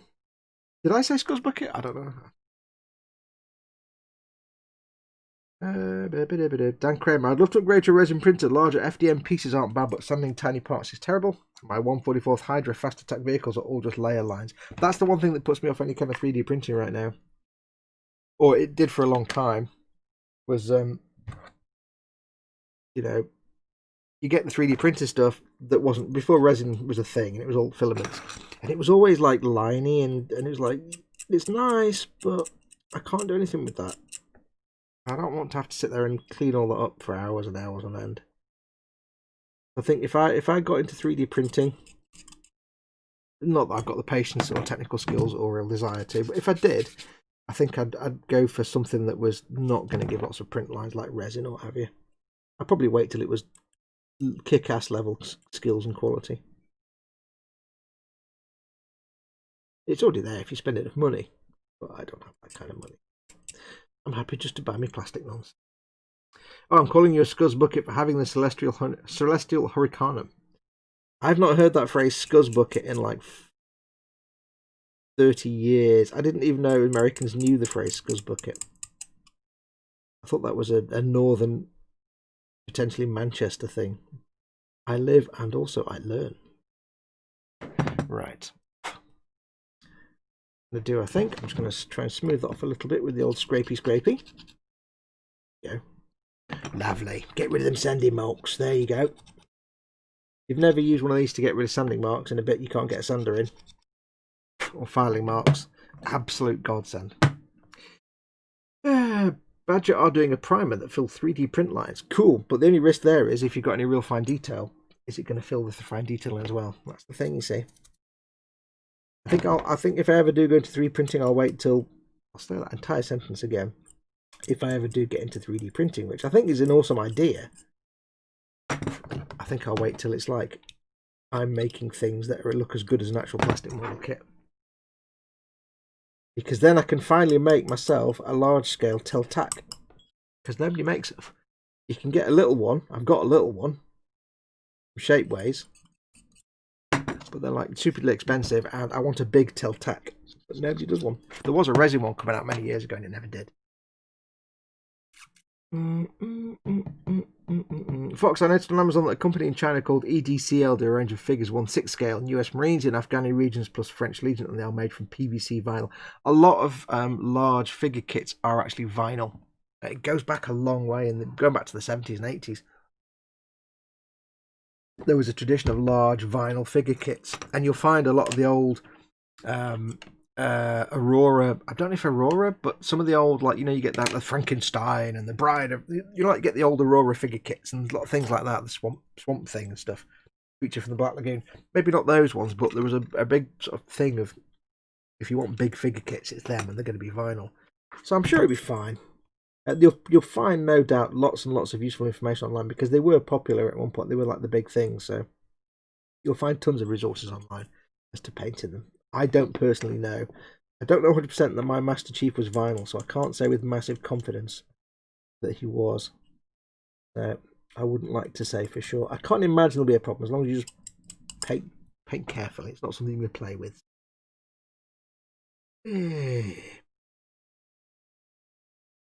My 2 9 is made by Argonauts. Argonaut. It came with parts in a zip baggie, so not a big manufacturer. No, I don't think any big manufacturers do vinyl anymore. They often come in little sort of plastic bags with card on it. I'll go and grab that Odo in a minute, if you give me a second. I'll finish this bit. This is so small, it's just going to be cleaned up with the with a little bit of scrapey, I think. Not too much. Now, I do apologise, I forgot who sent me that. It was somebody who went to Telford. It was from Telford, I think. Or did I buy it for myself? I can't remember. Maybe I can't remember if somebody bought it for me, or if I bought it myself. I think I got it from Telford anyway, from the model share.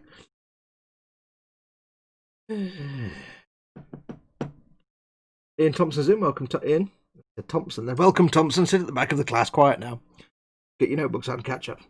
On the board. Copy down the board. Fox, if you mean that tactical droid, it'd be easy to split the 28mm STL file into arms, legs, and scale everything up to 6-inch scale. Yeah, oh yeah.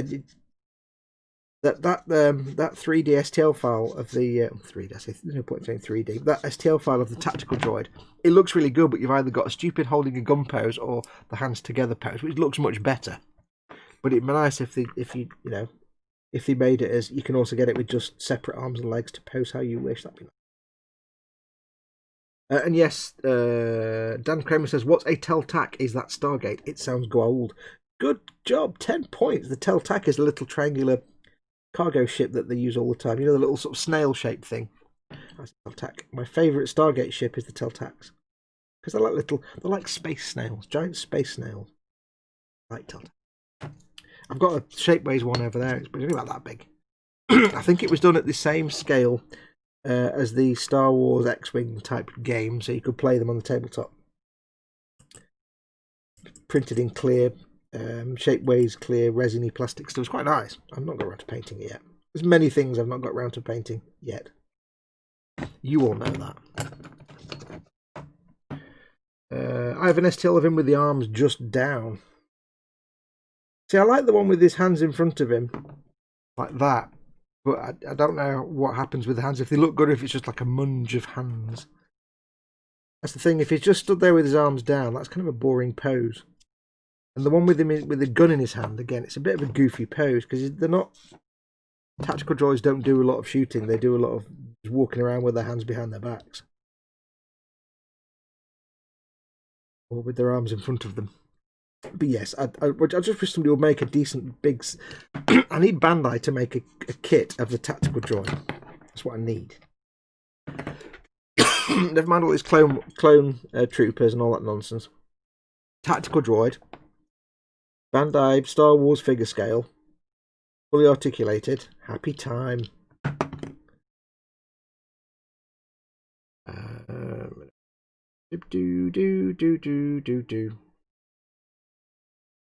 Yeah, they didn't shoot it, just be a pointing. Well, I think there was one episode where it did.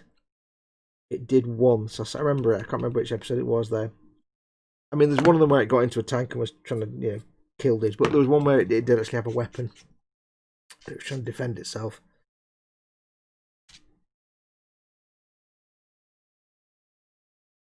Impossible. The odds of that are 10,000 against. Quite the right word. Right, I'm putting these in there, but I need to not put. I've got this to catch the standing stuff that I'm not using, and this to keep all the parts in that I'm not using. I'm an idiot. And that's got standing stuff in it. You know, I set up my own little things for keeping the desk clean, and I just totally don't use them. Cripes, I recognise the Teltac kit. There was a Hatak kit in the same scale for Stargate SG-1 game that was going to be done.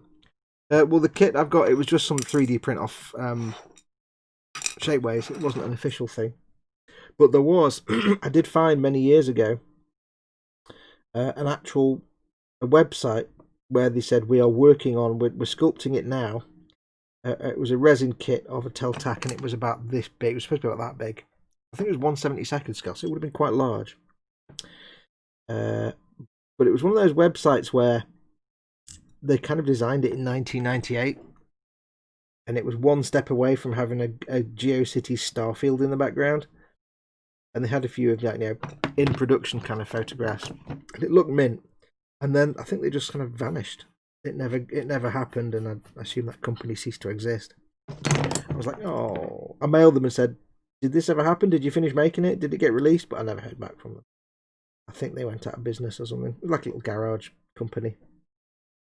I assume it was going to be a resin kit.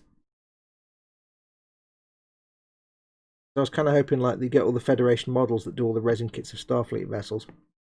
I kind of hope. It shows you how long ago it was. I kind of hope that maybe they do a Teltac. But they didn't. And there is interestingly, the 3D printed Hatak kit, which is on the on Shapeways. I think that's actually really large because it's the same scale as the Teltac. I think it's actually really big, so that would be quite good. But it's like $150. I'm like, no. You have a mat for you have a mat for sanding dust. Use that, says Dan Kramer. Now I was told how to use this mat, and I've forgotten already. I think I'm supposed to. I'm not supposed to use it to wipe stuff. Kenneth did tell me. I think I'm supposed to rub things on it. I can't remember now. I think it's for cleaning things up. Where's Kenneth when you need him? Good God.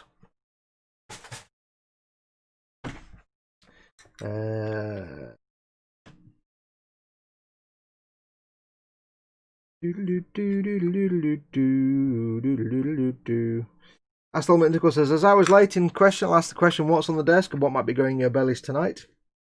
Yes, we've done the bench and belly, but feel free to let us know. And anybody who hasn't answered it, let us know.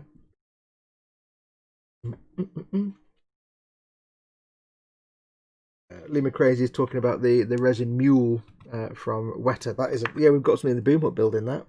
Or has built that. It's an amazing kit. I remember watching the little tested videos about it before I unsubscribed to Tested. I used to love Tested, and I was subscribed to the website. I used to listen to the podcast in the days when they were still, in the same building as the Giant Bomb team. But when Will left, it kind of went downhill, and I got tired of it. I loved Adam's content, but I went off norm big time. Without Will, it wasn't the same. I stopped listening to the podcast not long after Will left because it became boring.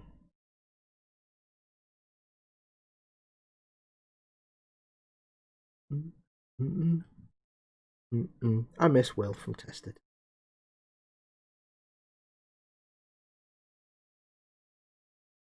I always have a little sort of moment of childish glee when he does a guest appearance on the Giant Bombcast. Although I haven't listened to that for a long time either, to be perfectly honest.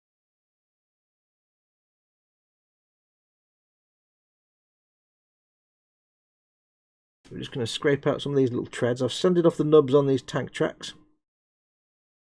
But of course, by sanding them back, we've got two things to deal with.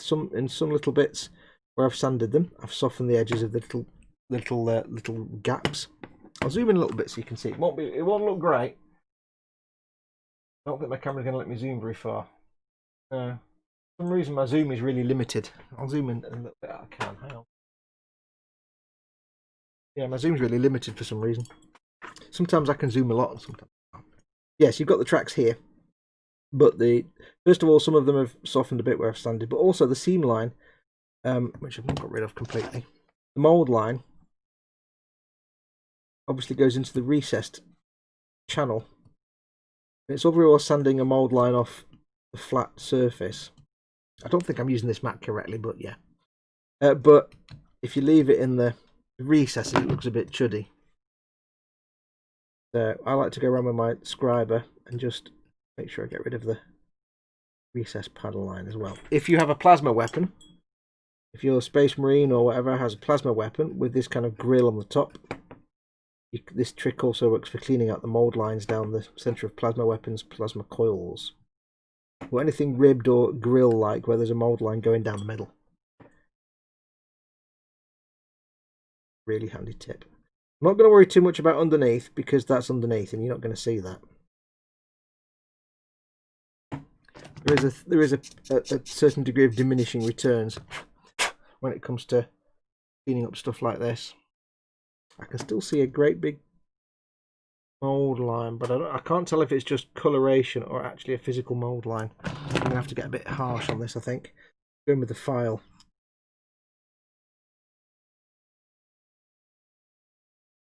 Now, you might think we're going a bit far for just some tabletop minis, but you have to remember half of this part work is going to my very good dear friend and patron George. He's getting all the Space Marines. I'm keeping the Death Guard, but I don't know what's happening with the scenery yet, so I'm doing as good a job on all that as on the bits he's getting. So theoretically, I can skive off on the Death Guard because I'm keeping those, but I need to take my time and do a very good job on the Space Marines, obviously, because George is getting those. But for things like this, where it's got the tracks, for things like these scenery items, I'll do my best on these anyway, because I don't know which of us is getting them, or we might split them half and half. But for this, where I've got the dude with tracks, I don't need to worry about underneath. You're not going to see it anyway. There is a certain practicality involved in some of these. It's like when you make a model tank. There's no harm in painting, when you're working on the tracks, painting and weathering the tracks completely all round. But you're only ever going to see it if it's not in a diorama on the desk or on the shelf on its tracks. No point all that time painting and weathering those tracks that you're never going to see. You can be forgiven for using a WYSIWYG approach. There we go. Better. It's going to be weathered anyway. So that's got rid of the little mould line down the middle. I assume this is how this mat works. I don't know. Agree on tested. I can't stand Norm, but I watch his VR reviews, says Lima. I used to like Norm when it was Will and Norm. When it was the early days of tested. Because they work well together. As a team, they work well together, and Norm was acceptable. The Lego build they did with the Star Destroyer and the Death Star was one of the funniest things. As a team together, they worked perfectly. Because Norm was always very prissy.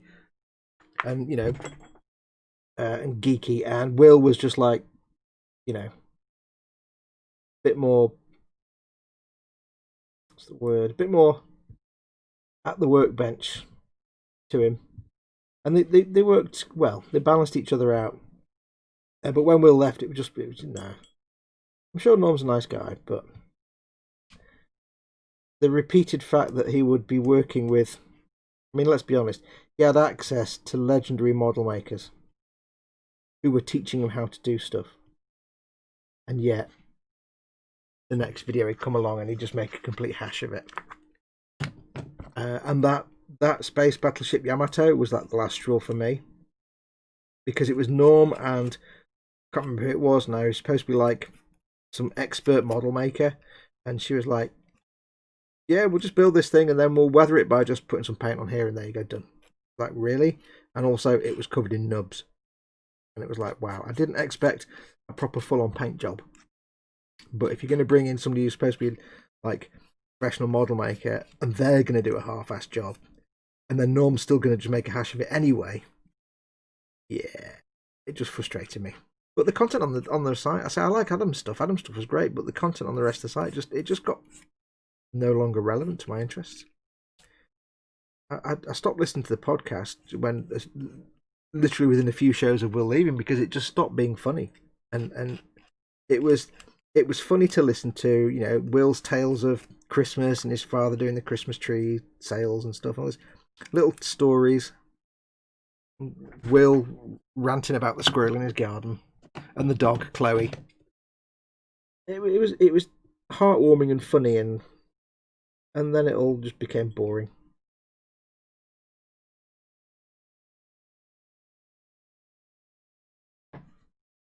It was a bit like the way I can think of it. Imagine you've got two people. One is the rivet counter, who's passionate but really quite serious, and one is the kind of goofy character who is equally passionate but doesn't take it too seriously and likes to have a laugh. Now imagine the goofy one left, and you're just left with the serious rivet counter. And that's your podcast now. It just got boring.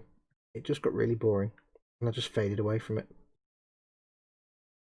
It's like Giant Bomb. I used to listen to Giant Bomb religiously, but as the team got bigger, I mean, I can't tell you now who is actually on the Giant Bomb team. But last time I listened to it, it was obviously it was Brad, Jeff, Dan, I think. The other tall guy's name I can't remember. I've lost track now anyway. And there was obviously the Giant Bomb East guys and Vinny, and I don't know. Anyway, I used to love listening to the Giant Bomb cast. But even that, when it as the team grew, it became less funny. It became almost every episode was, let's talk about fighting games for an hour. Really? One game type I really don't care about. And you know, I used to listen to the Giant Bombcast with not really bothered about the games we were talking about, but just for the humour. The old days when it was, you know, Jeff, Ryan, and Brad and Vinny. It was just there's so much fun to be had there. But then as the team grew, and obviously Ryan passed away, and it just got less and less fun. And I used to listen to the podcast, but after a while I'd be like, no, it's another fighting game episode. Let's go to the next one. Oh, they're talking about Street whatever again. It got quite boring. You know, Dan talking about his dad, and Dan's dad appearing on podcasts every now and then. That was great stuff. It was hilarious. But then we got the other guy who's impossibly tall. I can't remember his name. He's all right. He just wasn't the most interesting. I mean, nobody can beat Dan Reichert. It would just be. I don't even know if Dan Reichert's still there. Dan Reichert was like, you know, he had this kind of naivety about him. Charming. That's that one cleaned. There's still a little bit of mould line left in the tracks there, but I'm going to paint and weather it. And once it's been weathered with a little bit of pigments, perhaps, or stuff, it's going to look a bit more rough and ready. So that's fine. Just make sure I clean off the mould line on the wheels. That's why I hate single mould track links, seam lines between the treads. Get yourself a scribing tool. On these it's easy because they're just... I wouldn't expect proper hardcore tracks on the Games Workshop kit anyway. I'm not going to worry too much about the mould line that's down the middle of the tracks on the inside, because I can't get that out. And we're going to cover it in mud and rust. I don't watch Test anymore, says Lynn. Belly will be sausage, egg and chips. Do you know what we're having for dinner? Egg, chips and beans with a couple of burgers. Bench is sorting through some greebles, says Cynical Steve. I already have early in the show. Oh, that's right, done that one. Well, check the larder. It's bacon grill sarnies and tomato soup, followed by ice cream and rhubarb. Oh, bacon grill. Is that in the little square tin that you have to kind of take both ends off to get the bacon grill out? Oh, get in. Right.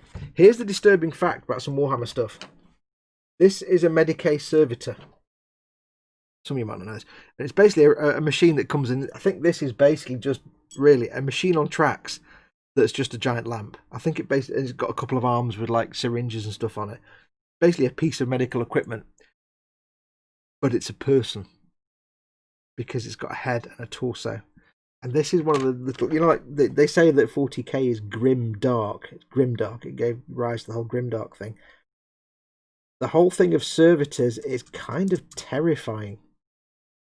I don't just mean servitor skulls or servo skulls. You see the little floaty skulls and they're servo skulls. The real horror is when you look at servitors and things like that. And basically, imagine you take a person, you lobotomize them and remove pretty much most of their mind, and then replace most of their body with mechanical parts, but the person's still in there.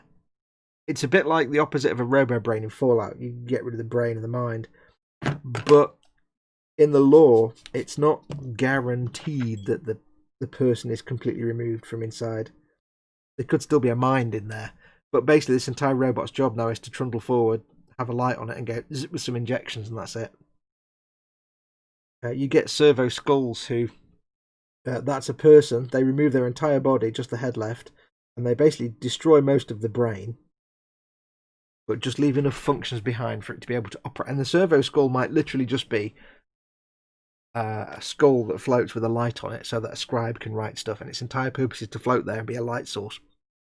But there's no guarantees in the law. It's not guaranteed that the sentience is gone. It's not guaranteed that that servo skull that's a light bulb, or this Medicae servitor that is, you know, basically a glorified syringe on tracks. There's no absolute guarantee that there isn't still a mind in there that's conscious. Probably not, but you don't know. And that's where 40k gets really, really grim dark, and you're like, oh, I wish I hadn't thought about that. Oh, I wish I hadn't thought about that. Oh. And I love that. I love that. Cynical Steve has forgotten he had cheesecake for dessert. How do you forget? Oh, I have no access to cheesecake. God damn it. Yes. It's from a can sold by Tesco and it's yummy. Says I love bacon grill. Says I love bacon grill. I did not realise that the lamp has a person integrated into it. That's the thing. It's a dude. It's half a person. And that's the whole thing about this. Is why I love the 40k lore. Really, I like things like, you know, Halo lore, and I love Destiny lore and Fallout lore.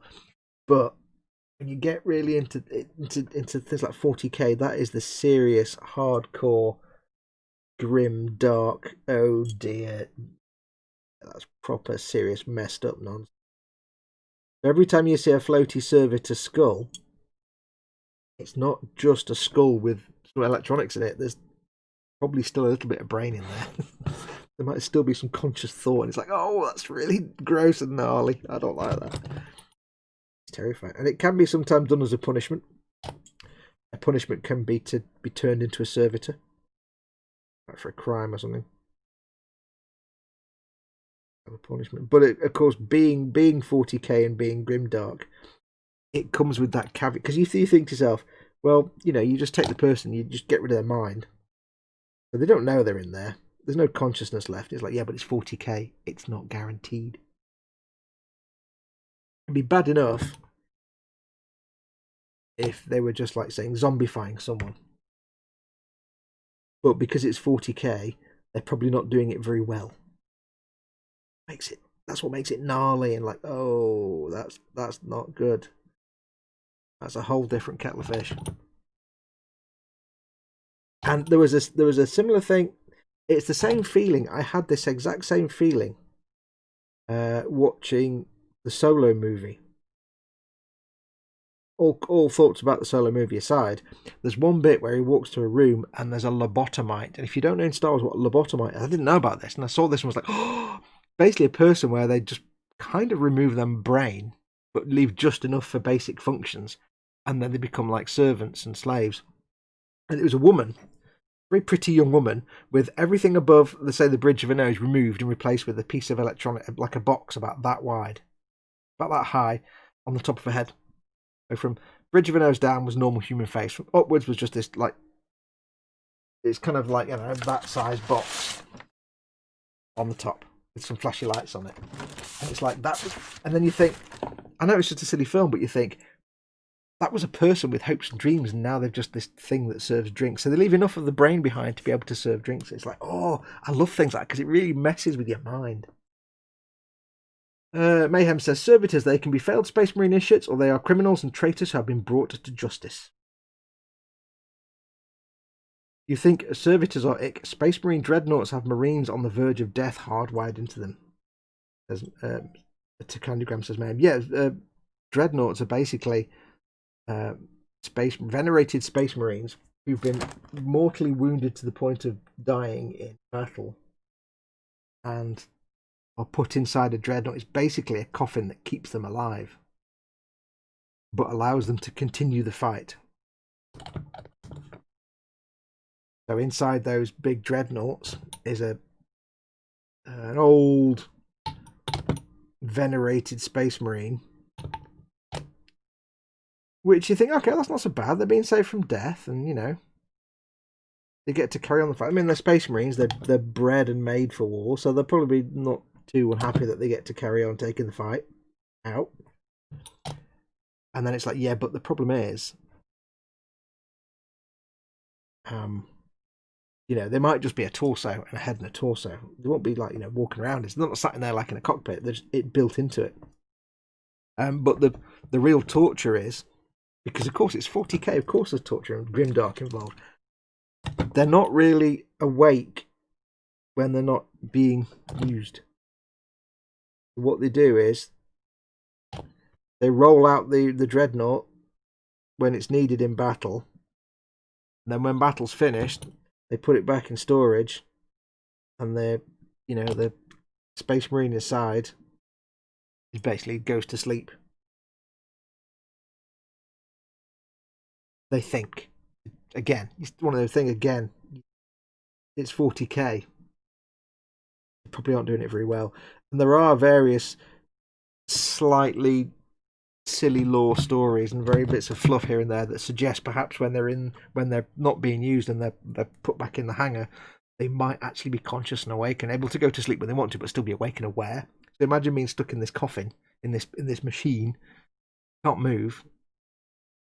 For some reason, they're just like there and in storage. You can't go near, you can't talk to anyone. But yeah.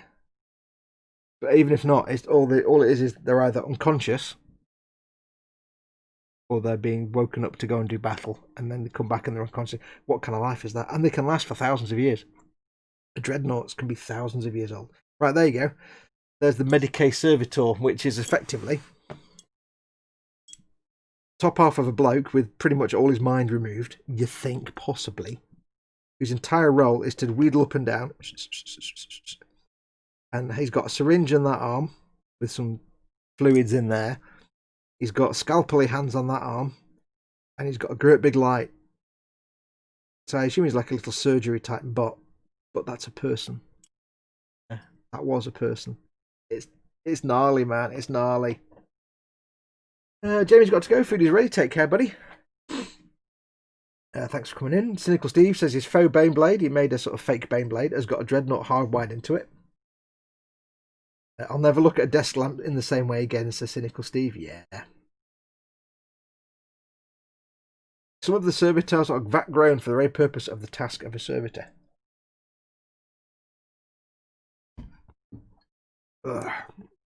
Chaos Dreadnoughts are 100 times worse as they see it as a punishment and they get all squishy. Yeah, Chaos Dreadnoughts are worse because they're stuck in there, but of course they're also tainted by chaos and all the nastiness that ensues. So it's even worse.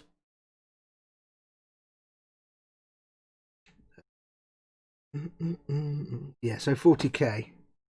40k. God, just the darkest of grim dark darkness. There's no more dark darkness than the darkness of grim dark 40k darkness, which is the darkest of darkness that there is. You can't go darker than grim dark darkness. You just don't even try. It's hilarious and awesome. And also, but if you try and think about it and apply it to real world, like what would it really be like? You really will just have a moment. You'll be like, I'm going to stop thinking about this now because I really need to not think. Right, let's make the Medicaid table. Model Maker Mame says Johnny 5 is freaking out. No disassemble, no disassemble. Johnny 5 is alive. A great film marred by a completely racist. We need part 2A. Zwei. Yes, it is. Next, we're making the Medicaid table, which is the table that the injured dude lies on. While the servitor, the Medicaid. Thank you. Medicaid servitor comes and works its magic. Yeah. Dreadnought drivers are put in stasis when not in use, and if it's just a head, then they are fine using telekinetic. Short circuit just got really fracking dark. No, disassemble a meal in a can. Yes. Wrong nippers.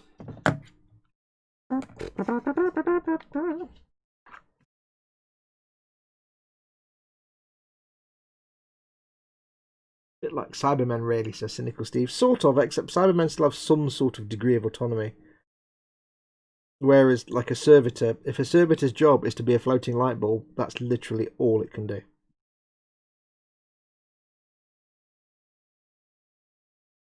Or, you know, if its entire purpose is to float alongside an Inquisitor and record everything as a camera, that's all it can do. Can't do anything else.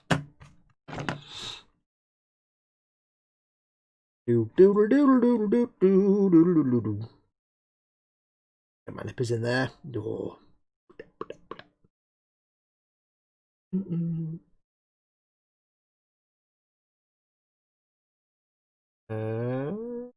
Only thing is, unless the circuit is broken, Cybermen don't know they're Cybermen. This is true. Unless they're separated from the controller. Cyber controller. Delete. Delete. That. Yeah.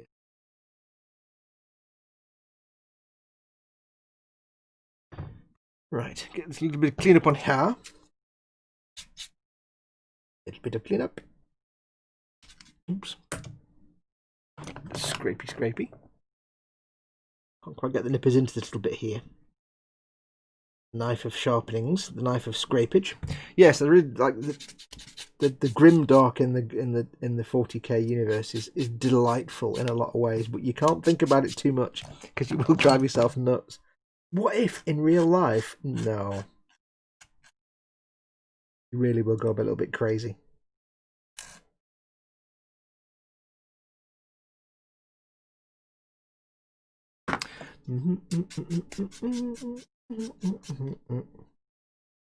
There's only 2 parts in this Medicaid table.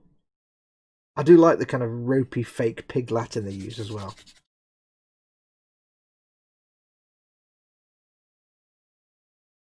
If you've never watched it, there's a channel on YouTube called Bruva Alphabusa. I think that's a channel name. But there's a series he does called If the Emperor Had a Text-to-Speech Device. And the whole premise is that basically the Emperor gets a text-to-speech device. The Emperor has been sat on the Carrion throne for millennia. Nobody's been able to speak to him. But suddenly he gets the Mechanicum give him a text-to-speech device. And now he can communicate. And the idea is that he's just kind of finding out now, because he's not been able to communicate with anyone for like 10,000 years since the Horus Heresy. He's just beginning to find out now what kind of state the Imperium is in, and he's learning how everything's he's become like a god emperor, and everything's basically religious with him as the god of the religion. He's like this is the whole which bit of the entire reason that I did all this was escaped you, because one of the last things he did was destroy all religions. He didn't want any of that nonsense. And him learning what state the Imperium is in is hilarious. Apart from the writing and script is hilarious anyway, but it is really, really good. I do recommend it. He's very upset that he's been made a god emperor. He's like, I'm not. I'm just a dude. Oh. Very funny.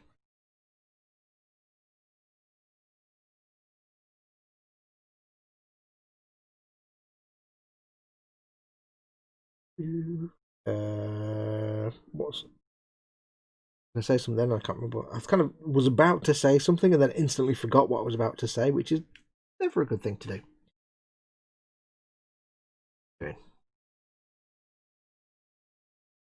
I read once that servo skulls were the skulls of venerated imperial heroes. How dark you want to get? That will be pretty dark. Thank you for serving the Emperor for 1,000 years. Now you're going to be a mindless lamp. Yeah. Lynn Dipple says it's getting real dark, so Cynical Steve says puppies and kittens and fluffy things. Athel says that's my hour, so I'll go feed my face a towel. See you all next week, maybe. Yep, thanks for coming in, buddy. Enjoy your bacon thingy. Nom, nom, nom. Anyway, in lighter news, kebabs, barges, and samosas are for dinner tonight, says Osric. Oh god, hand nipper's worth it, says Lima Crazy. Not if you live in the UK like me, because you can't actually get them without spending upwards of 40 or 50 quid in shipping. I was gifted these very, very kindly. So to me, they're absolutely worth it. If you can get these and you can afford them and it's no big deal, then absolutely they're worth it. They're really, really nice. But if you're in the UK, you kind of have to pay a massive import shipping charge. You can get them, like on Amazon and stuff, but you might pay 40 or 50 quid for the nippers and then 40 or 50 quid for the shipping. Because they're always from outside the UK. Which is a real shame, really, because they are fantastic. But there's also things like the Zuron nippers we can get easier access to, and lots of other ones. If you can get them and you don't mind paying lots of shipping, then yes, they're worth it. But there's other alternatives if you're in the UK. Elsewhere in the world, like in the US, you can probably get them quite easily.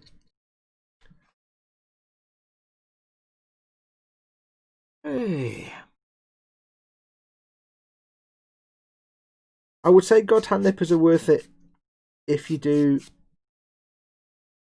Well, if you're doing Warhammer stuff, probably not worth the extra expense. If you're in the UK, especially, they're not worth all the extra expense because Warhammer stuff isn't traditional. They've got big, massive nubs, and I wouldn't use this. I wouldn't use these to get these off the sprue because they just explode. That's why I'm using my big old clunky Citadel ones. I'll use them to get rid of little bits of nubs here and there, but if you're just doing Warhammer stuff, I wouldn't bother. If you're doing other stuff as well, especially if you're doing Gunpla where some of the nubs and some of the gates are really, really thin and delicate, then yes. But do use them more as cleaning up nubs rather than getting things off sprues, unless, like you'll see me using these on the Falcon build because there's occasionally a part with the most microscopic of gates, and now I can easily go in and nip them without damaging these. That's in real time. I'll use them to take them off the sprue. That series is impeccable, said somebody. Ateris. What series? I've lost the thread there.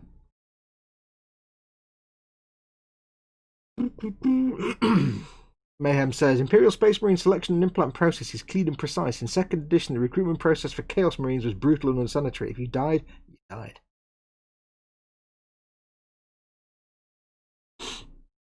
Fox had a brain cell death. I haven't got any brain cells left to die. Paul says yes and no. They can be very pricey and the thin blade is fragile. Cuts very nice though. If I want something close to God hands, try Dispae nippers, which is DSPAIE nippers. Yeah, they're quite good. Zuron are supposed to be really good. Dispae, I don't know how you pronounce Dispae nippers.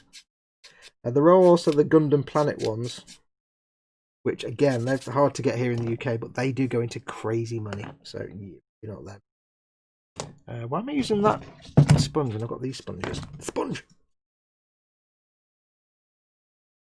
Yeah, I've used my what are they called? Infini.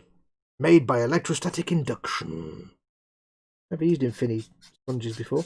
I'm liking them. I'm not going to lie to you. I'm not going to lie to you. Khajiit likes these.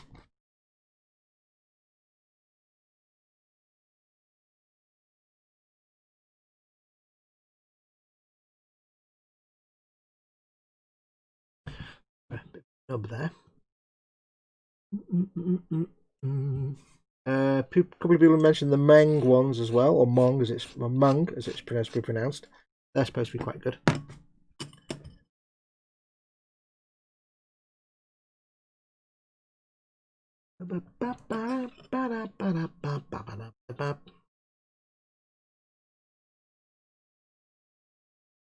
Oh, that's that gone. I'm using this on the scrapey bit now just purely because it's a good way to smooth off an edge like this, a flat edge. You can scrape it. If I did this with a knife, it'd be rough and scratchy, but if I do it with this thing, quite smooth. Go. Medicaid table. Let's get the brush in there to get rid of some of the debris. Debris, what's that?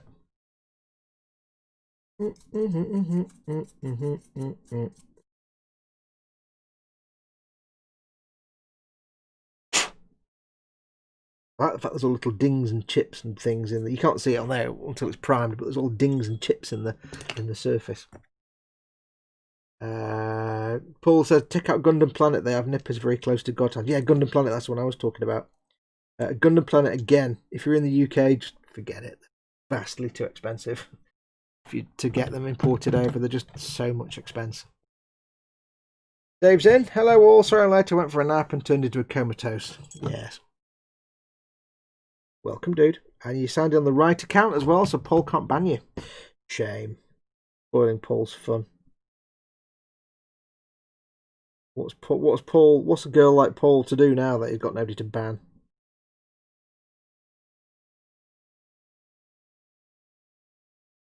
I like the fact that Nat calls you Little Dave. I find that vastly amusing. Robert, I will see you tomorrow night on eModel Show. We'll have to do more decaling. Thanks for coming in, Greg. Take care of yourself, buddy. I'll get all the words in the sentence out there. Thank you for coming in, Graham. Take care of yourself, buddy. Not blah, blah, blah.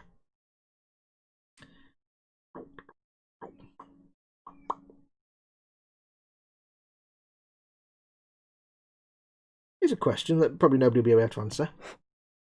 I watch a lot of video game content on YouTube. And why is it that when it comes to YouTube channels where they have video game news, like latest, here's this leak or here's a thing and here's information on this new game. I don't mean official ones like IGN games, but I mean like just little channels.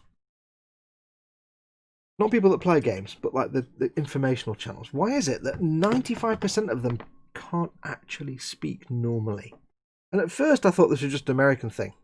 Because I watched a few channels, I'm not going to mention names, but there's a few channels, and they're like, when they talk, they're like, they just kind of run all the words together and don't. And I'm like, what? But then I realised there's some British ones, there's some English ones as well. I'm like, wow. It's almost like 95% of gaming information channels just have really unwatchable voices. I'm not saying by any long stretch that I'm, good to listen to. I'm an idiot, and I don't deny it. But, you watch it, and it's like, I can't listen to your voice for more than 2 minutes. I want the information that you're giving out in your video, but I can't listen to your voice. Some of them just have no idea how to use intonation, and some of them just can't use, they don't know how to pronounce things. It's like they just talk like, and I can't stand the people that go, "What up, everybody?" and they start off with that stupid introduction. They always use the same one, "What up?" and it's like, oh god, shut up. What's this, Kit Fox? Creepy skull lamps aside, there's something interesting looking parts here. This is I don't know what standalone kit it would be, but it's issue 61, which is the Imperial Objectives. I assume it is a separate standalone kit, probably. You just get some objective. They're just objective marker kit. Coming as soon as you've got the hang on, let's do it on camera so you can see it. You get the table and the Medicaid service that we've already built. We get a reliquary, which we'll build next. What time are we on? 5 o'clock. We'll build the reliquary next. And then some ammo crates and some a comm center and some shield generators. So I assume it's probably a standalone kit, but it might be. It might be something that comes in a actual box there. It comes in a game box, if you know what I mean. Like, it might be something that comes in one of the smaller skirmish game types, and it's just part of that. I don't know. Yeah. Fox, they don't know how to talk. They're for using the text-to-speech synth and forgot the spaces. Yeah, no, it's just... There's one... I don't want to mention any names, but there's one where he sounds like he's got... You know, if you put your 2 fingers and put them inside of your mouth, like that, and then you talk like this, it runs over, and that's how he talks. And it's like... I really can't listen to your voice for more than 2 minutes. There's one guy that had that... His thing is to put up little... When he's doing a video, like information, he'll put a little block of text up and say, "This is the statement from such and such," and he'll put it on the screen, and he'll read it out, and not read the words that are in the statement. He won't just like read bits of it. Let's say, you know, the quick brown fox jumps over the lazy dog is the screen capture of the text. And he'll say, "The quick brown fox dog jump," and I'm like, just not what's actually written there, but never mind. But then there's some British ones as well, and I'm like, oh, I can't listen to you. I can't listen to your nonsense. Mordraka says it's the objectives that came in the Urban Conquest box set. There you go. Beep, beep, beep, beep. Next is the Sacred Reliquary. Now, I know those kind of channels are all like based on gaming, so they're aiming at the gaming side of it. But the ones that go, "What up, it's..." And I'm like, oh, just shut up. There's one guy, again, I don't want to mention names, but there's one guy. He makes little videos. They're about 10 minutes long, maybe 15 at most. And they're all like, breaking news, this game, whatever. But he spends like the first 2 minutes giving a quick overview of what the video is going to be about, or history that leads up to the subject of the video. Maybe even 3 or 4 minutes. And then he has the title sequence, and then he talks about the thing. And it's usually the last 2 minutes or the last minute and a half that's actually relevant to the subject in the title. The rest of it is just inane waffle. And I'm like, oh, just... Plus, he's got a stupid voice. And I'm like, oh, I can't watch. And I really wish... It makes me wish that on YouTube, when you do a search on YouTube, I wish there was a way to block channels from appearing in a YouTube search. There isn't any way to do it. You know, I don't mean blocking channels they can't. I mean just so when you do a search, it doesn't show you any content from specific channels. Because I don't want to see content from those channels. And it's like, oh, stop. Oh, I don't want to see that. I don't know. I mean, that's it. I'm not the best YouTuber in the world. But at the same time, I understand the basics of, you know, communication and making words sound like words. And it's because it's on a pre-recorded video. It's not on a live stream. A live stream I can forgive because, you know, I'm doing live streams now and I talk fast and I waffle and I gabble and I get words wrong and stuff. But that's a live stream. It's different. These are pre-recorded videos where they're they're dubbing the audio over video content. And I've missed out 2 enormous parts. But yeah, they're dubbing they're talking over video content, and they can do as many takes as they want. Yet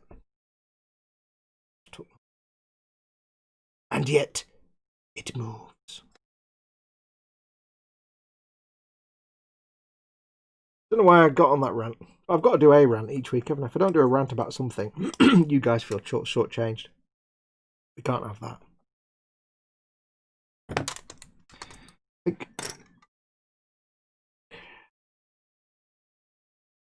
Those speech patterns took years to develop, and they aren't aware there's being a problem. I don't mean things like vocal fry or anything. I mean, don't get me wrong. I hate vocal fry with a passion. I cannot listen to someone with vocal fry, but I don't mean that. It's just like they're forgetting to say half of every word. If it was text, it's like the spoken equivalent of a run-on sentence. Just there's no. They don't know how to speak punctuation almost. It's like, or they're saying words, but they really can't be bothered moving their lips very much, so they kind of half pronounce everything. It's like, oh, I can't listen to this. Candy Gran for Mongo. Yes, it was a Galileo, and yet it moves. Il muove. there is some debate as to whether he actually said that. Galileo, of course, was hauled up in front of the Catholic Church for his support and promotion of the Copernican view of the solar system, or the Copernican view of the universe, in which, rather than the previously believed Catholic view that the Earth was at the centre of the universe and everything revolved around the Earth, the Copernican postulation was, of course, that the sun was at the centre of everything and the Earth revolved around the sun in a third position. Of course, the Catholic Church didn't like that at all. Galileo espoused it and was then sentenced by the Catholic Church, because assholes, to house arrest for the rest of his life. And they banned publication of his works. He was lucky he wasn't killed. But of course, he was hauled up before the prosecutors to justify what his heresy. He explained it all to them, and they went, "No, there's no evidence there. There's no evidence that the church needs to be corrected. We're right. It's sun is at the centre."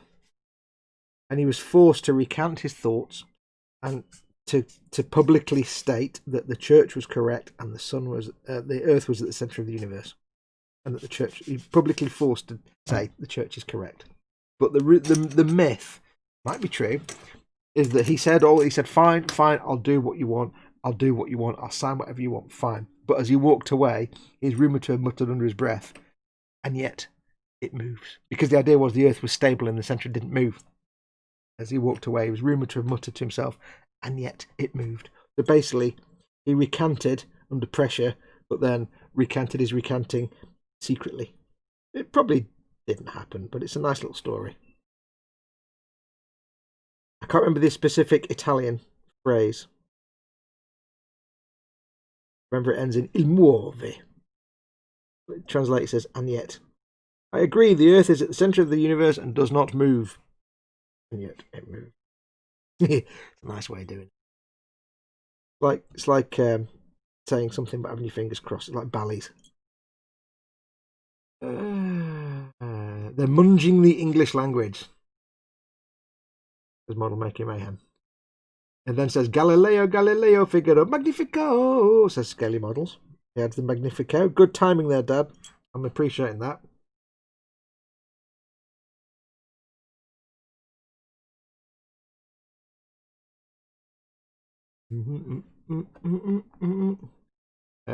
They're talking with cotton wool balls in their mouths, says Model Making Mayhem. Yeah, that's one of them exactly, who I won't name. The name's in my tip of my tongue right now. One of them who sounds exactly like he's got cotton wool balls in his mouth. And he's like talking like that. He's American, he's not English. I'm obviously not going to do an American accent. But it's just so frustrating.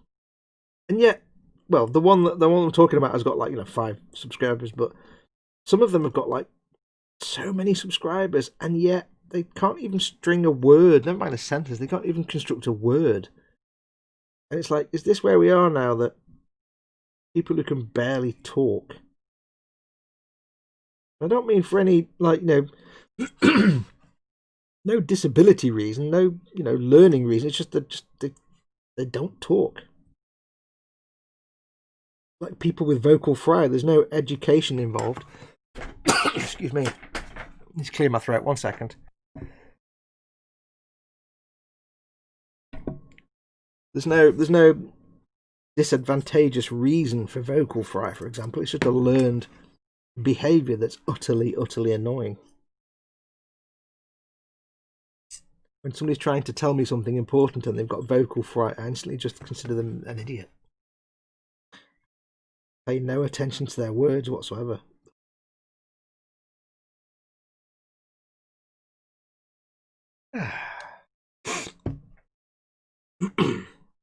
It's laziness vocalised, says Mayhem. Yes. Best way of doing it. Especially when you actually watch their content, which is also lazy because it's just clickbait. It's, here's a new Starfield rumour, here's a new Elder Scrolls rumour, and it's 15 minutes, and it's the last 1 minute where they say, oh, by the way, it was a thing on Reddit, this guy said something, but it's probably not true. but the other 15 minutes is just padding. It's like, oh, and it's just lazy clip, and they do like one a day, and it's just, you kind of very quickly disregard most of it because it's all just garbage. But it's the fact that they're making an income doing this, and it's like, oh, here's me trying really hard to do decent content, have a better quality, and provide a community and be nice and fluffy, putting hard work into things.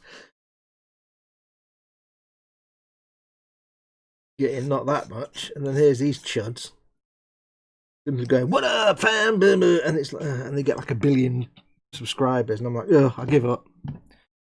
Maybe I should go all chuddy. Could they have a speech impediment? No, because they're all kind of. It's not a speech impediment; they're just talking lazily, and it's a lot of them that happen to have gaming YouTube channels. If that's the case.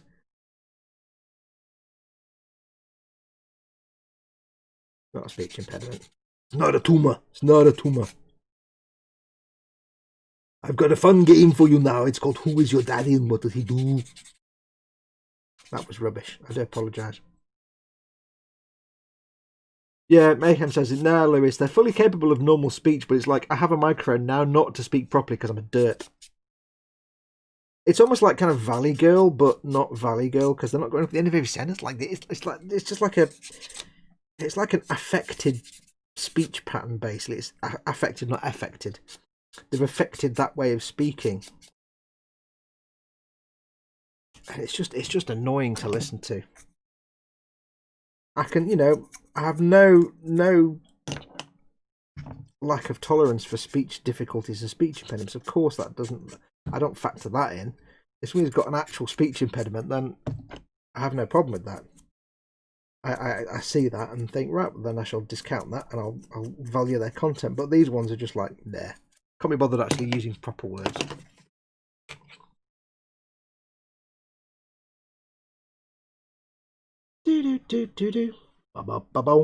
Although it is one step above people that just use speech synthesis. There's actually one channel. It's not a gaming channel, but it's a pronunciation channel. There's a few channels out there for like pronunciation stuff, how to pronounce words. And of course, there's the original pronunciation guide, I think it's called, which is, you show a word and it says 2 or 3 times for non-English speakers how to say the word in English. And then there's the pronunciation guide spoof channel, which is it puts a word up on screen and totally teaches you the wrong way to pronounce it, which is fantastic. But then there's one, and it's one of them uses like just Google Translate and just plays that audio file. It's like, well, that's no help at all. And one of them, it's they have a title sequence and then the word that they say once or maybe twice, and then the title, but the title sequence is like 60% of the video, and then at the end of this long drawn out title sequence it says telephone, and then the video ends, and it's always just like some random recording off the net. So it's not even, and half the time they're not even correct anyway. And I'm like, oh, just stop making trash content. You make me feel frustrated.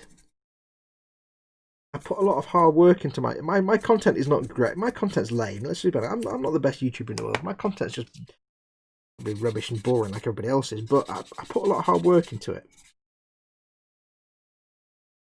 And it frustrates me that there's people out there that do no effort whatsoever, slap a piece of crap together, and they're getting a good income from it. And I'm like, oh, makes me frustrated. It's almost one of those, why do I bother putting all the efforts in?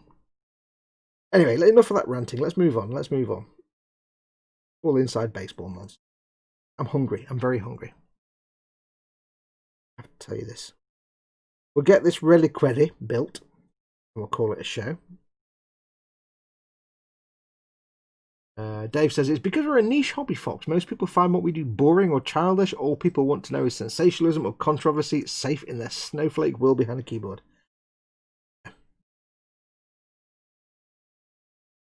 Maybe just most people are idiots, I don't know.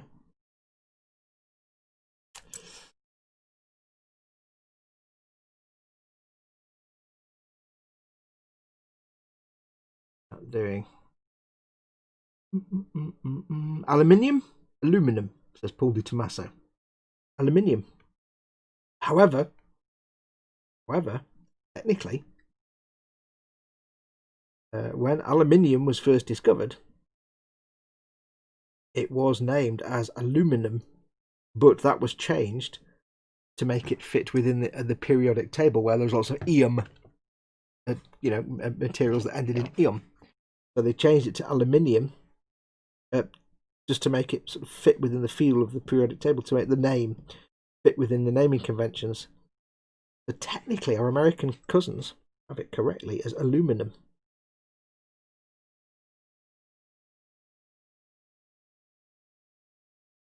Technically. But by default, the British pronunciation is always correct, so that overrides the technicality.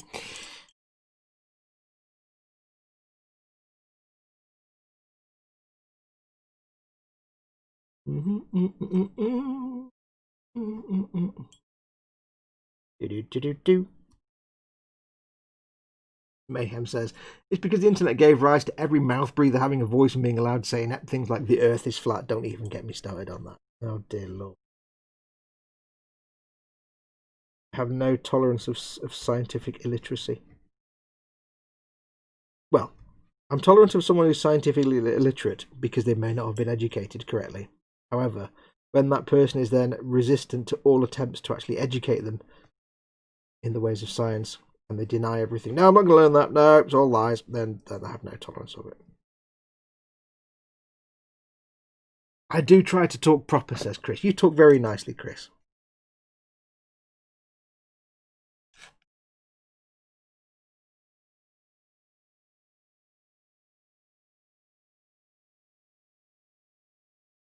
Chris, you and I, and all of us, we're all of the kind of generation where we actually try to foster a relationship with the viewer.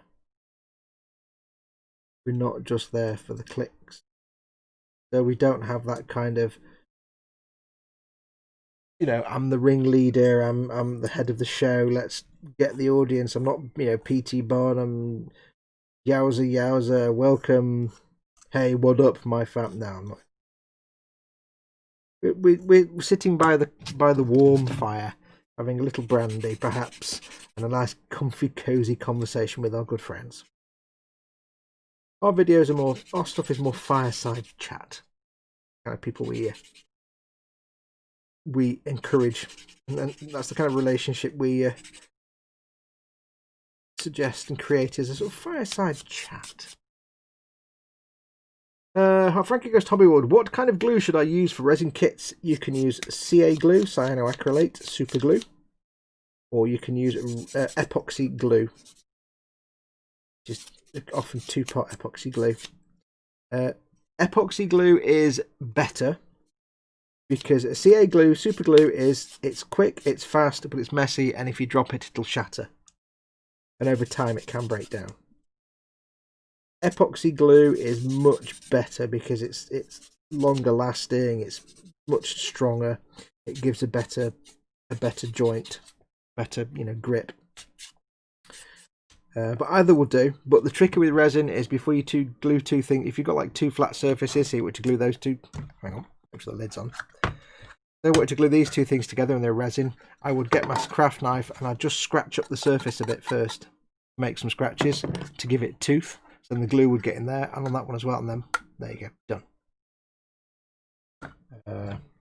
Yes, super glue or epoxy glue. Epoxy is always better, although super glue is easier to get, obviously. And the advantage with super glue is if it's really small, tiny parts, you can get thin super glue and little sort of hair thick applicators to use capillary action. You can run super glue into recesses like to make it extra thin. Can't do that with epoxy, really.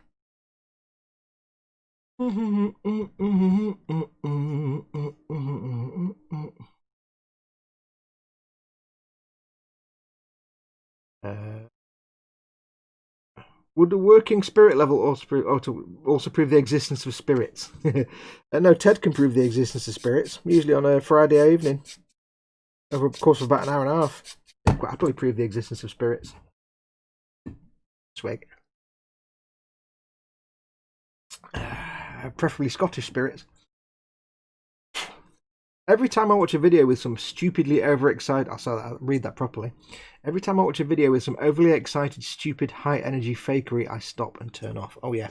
The one thing I can't stand, or I can tolerate it in a few places, but for the most part, when they're talking to the camera and then you suddenly get a view of the camera from the side of the person, but the person's still looking at the other camera.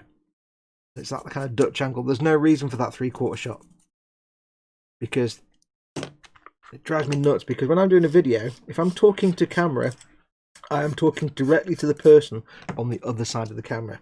So imagine if I'm talking to you in the street, and suddenly I turn 30 degrees to the left, and I'm suddenly talking to not you. Hi, Mama Fox. Hello. So suddenly I'm talking to you, but I turn 15, 20 degrees, and I'm facing just off to the side. And then after 10 seconds, I turn back again. Well, that's not how conversation works. Games Workshop started doing that. And I was like, yeah, I'm not watching your crap anymore. But I think that was to do with they started getting somebody else to make some of their videos, like how to play videos. And I was like, yeah. And then they started doing it themselves. I'm like, yeah, I'm not going to watch your stuff anymore. Sorry about that, soz.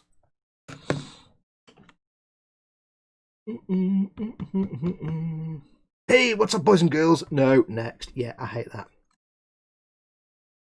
Anyone that actually says fam without doing it for comedy, it preceded by hey, what's up? Anything like that. If somebody just like, for example, if somebody comes along and says, what's up, boys and girls? Welcome to the channel, and that's normal. But when it's that kind of, hey, no. You're not a radio DJ on, like, talk radio. American talk radio. You're not... It's frustrating. These people make a fortune, and they're just peddling crap, and it frustrates me, because I try to take some pride in my work. And I stress and worry about things that other people just don't bother with and make money, and I'm like, I want to do this for a living. I'm trying to do it for a living. It'd be nice if I could have no worries about quality and just churn crap out, but there you go. Anyway, I tried to move off this ages ago. I like my occasional rants. I know you guys like my occasional rants, but sometimes they just need to stop. Model making mayhem, great. Now I need to reword my intro. Yeah. I mean, mine's always been, hey everyone, it's Fox from Model Making Guru here. I'm not being all over silly about it. I am Fox, I am from Model Making Guru. And hey everyone, it's better than saying, at least it's an inoffensive way of saying hello, I suppose. I could say hi. Hi everyone.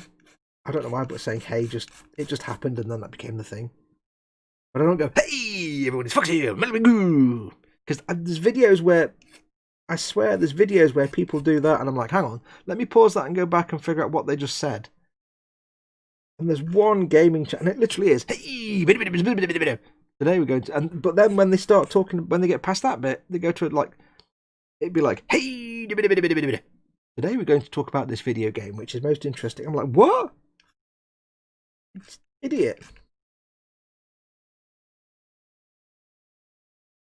I can't watch a US miniature painter who is hang on, let me read this properly. I can't watch a US miniature painter who is loud, brash, and calls everybody yo dog. He's a great guy and amazing painter. I just can't watch it. I think I know the one you're talking about. There's one who is quite well known and well established, but his presentation style is like, am I watching WWE? What? Yeah, I can't be doing with it. Ian's car says it's like saying, hey, everybody, how's it going? I just can't do it. Nope, Fox just did a crazy taxi. I'm going to start saying fam on my next live stream. The only person that can say fam and get away with it is Doctor Who, and that's it. And that's only because she does it in an adorable way. She does it in like a northern accent, in a Sheffield accent, so it's kind of allowed. Fam in a Sheffield accent, you can do that. That's permitted. Hey up, fam. Come on now. Oh, by the way, I have to apologise. The latest eModels video where I did the little news story. If you've seen them before, That's a character from my old cartoon strip called Brad Humbucker, who's like an American news channel TV type reader. I reused it for the E-Models videos. I didn't change the character, so for the first couple of videos I did an American accent, but it was terrible. And I know it was terrible. So I thought for this one, look, I'm not going to bother with the American accent because it just sucks. I sound terrible. And I thought, well, seeing as E-Models are in Stoke, I'll do a Stoke accent. I'll see if I can do a Stoke accent. So I did a little bit of YouTube watching to try to practice my Stoke accent. I recorded it, recorded the dialogue, posted the video up, and then to my horror realised two things. That one, I'd actually been researching Sheffield accents, not Stoke accents. Two, that the Stoke accent actually involves a lot of words that don't make any sense even to me. And three, it was terrible.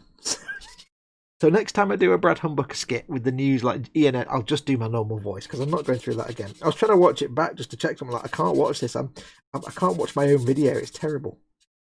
So yeah, I thought I'd try something different and it didn't work. Even Pete Mate says to me, "Was that supposed to be a Stoke accent?" I'm like, "Yeah, it did. It was. It's not. I'm not re-recording it. No, I didn't have time to re-record it, sadly."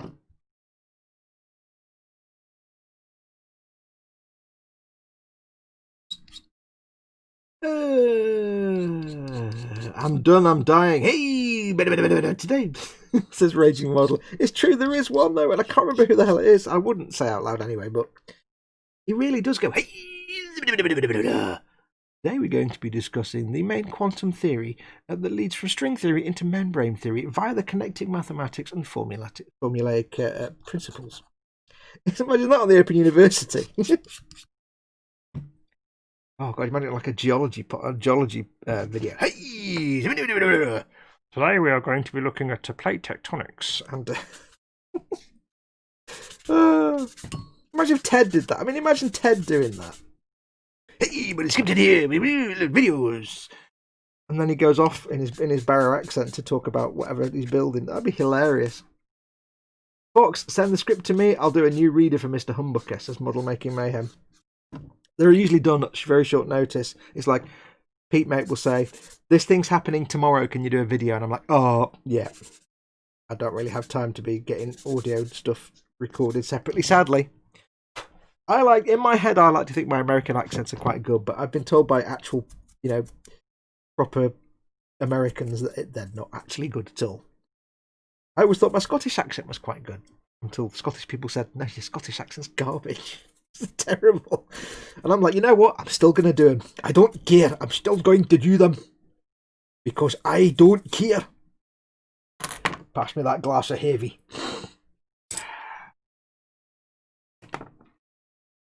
Got to love the Three Dog voice overwork on intros. Hey, Three Dog. Thanks for listening, children. Oh, Three Dog's awesome.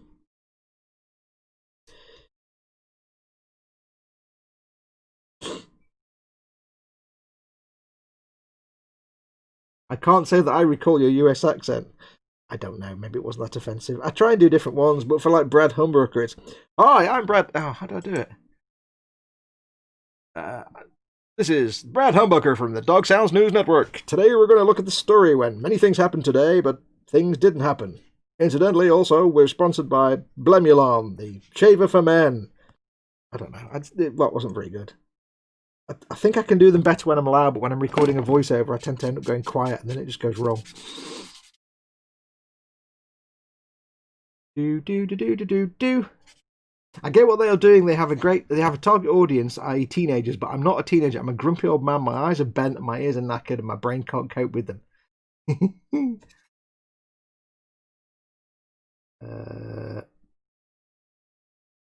Dan Kramer says, for anyone interested in Transformers reviews, search out EMGO316. Banned instantly.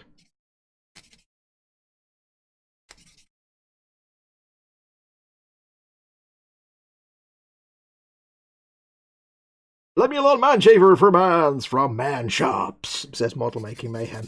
Now with juice.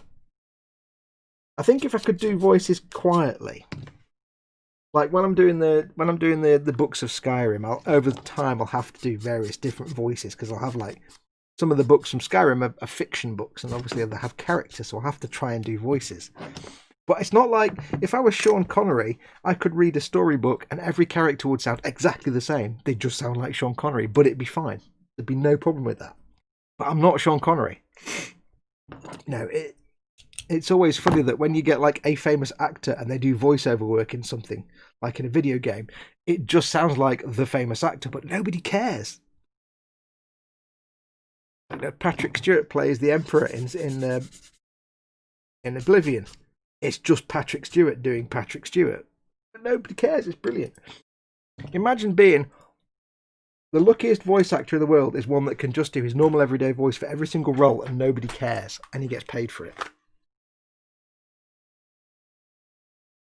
You know, you get Hank Azaria with like a billion different... I need to wipe my nose. You get Hank Azaria with like a billion different voices who definitely earns his pay. And then you get Sean Connery, who will just do Sean Connery. Colin should do all the voiceovers. Blamulon, now with Spooge. It says Model Making Mayhem. You came here in that thing? You're braver than I thought. Wasn't very good. I'm giving up on that one. I have to be in the right mood to try and begin to do an Arnie. There were parts of that were actually quite good. Cool.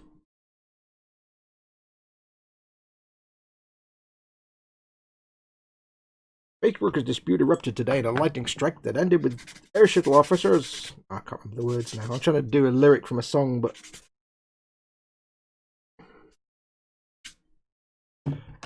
10 Euro technicians were today sentenced by the Justice Computer to be banished for life to the prison satellite Penal 1. No, I can't really do American. In my mind, I think I'm doing the best accent in the world. I hate no Hugh Laurie. Lord Barkley's in. Living in Texas, every television ad for a local company sounds like the announcer is trying to sound like he's a cowboy from the year 1870. Endlessly annoying. Well, hey there. You want to come down and buy our new... That'd be ridiculous if they were advertising something like super modern.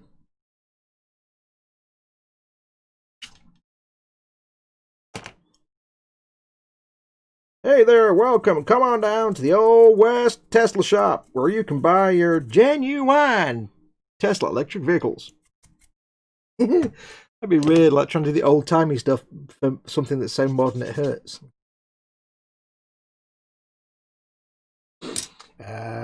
Mental note, don't blow on something when it's on the mat because that makes all the dust come off. I need to get some finger spooge off my glasses. Then I can glue this together and I think we're done then. Genuine. The thing is, I sit here and I quite happily do silly voices and stuff, but then I always forget how angry I get when, say, an American tries to do an Irish accent and fails at it miserably on a telly show, and I get angry to the point of breaking furniture. And I just say, will you not just hire a damn Irish actor? And I'm probably just as offensive to the people whose accents I try and do. I clean my glasses. Give me a sec. I can imagine there's a load of Americans now pulling their hair out and throwing furniture around, saying, Fox, just stop. For the love of baby Jeebus. Nom, nom. Lol, perfect, Fox. I'm going to get rid of this schmutz. Goodbye, schmutz. I'm liking this mat, Kenneth. This mat is brilliant. It's brilliant. I'm loving it. Oh, I'm not finished yet. Oh, I'm not done this bit yet. Have I done that bit? Oh, do I need to... Oh, no, I'll leave it. It's fine. It's fine. We're all fine now. Here, fine. Thank you. How are you? Kenneth, I'm loving this little sanding mat. Thank you very much. Kenneth's awesome. I hear nothing bad said about Kenneth. Right. Look out, Lord Barkley just said Dad off. He said Chris Tarrant, and by association, Dad is on a Sally James trip. Oh, yeah. Thank you, Mr. Fox, and everyone in chat. It's food o'clock. Ta-ta for now. Take care, Carl. Thanks for coming in, buddy. Carl at Making Models. Don't forget, Carl does a Saturday night stream. The Saturday night crash. I don't know if it's every Saturday or every other Saturday. Him and a gang of dudes. Or dudettes occasionally.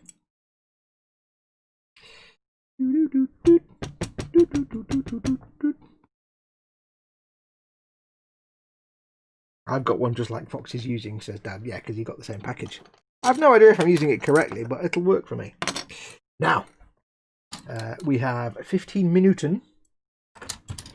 50 Minuten, ja, das ist richtig. Das ist richtig.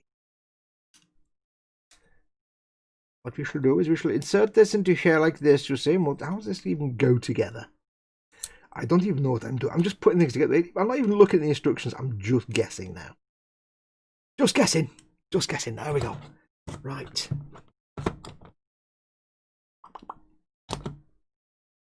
Now, there is only one American word I can say for sure, definitely, that I know I've got right. Because my nieces are from Tennessee. And I know that when they were little, they would say the word bear. Go in the woods, you might see a bear. I know that, a bear. I've got bear right. That's absolutely correct, because that's what my nieces used to say. And I still, it sounds weird, but it still amazes me. And it's one of those things that I think of every now and then, that it still amazes me and fills me with some degree of pride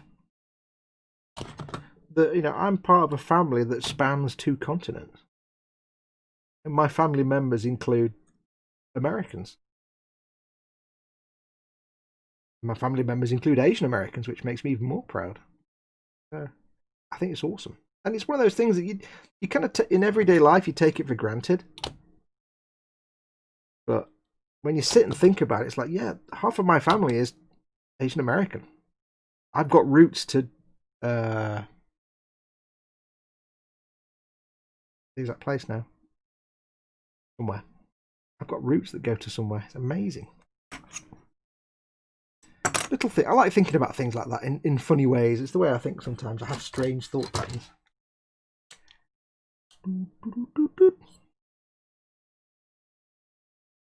Maybe it's like, I don't know. It's awesome. Think about these things sometimes. You take so much for granted in life.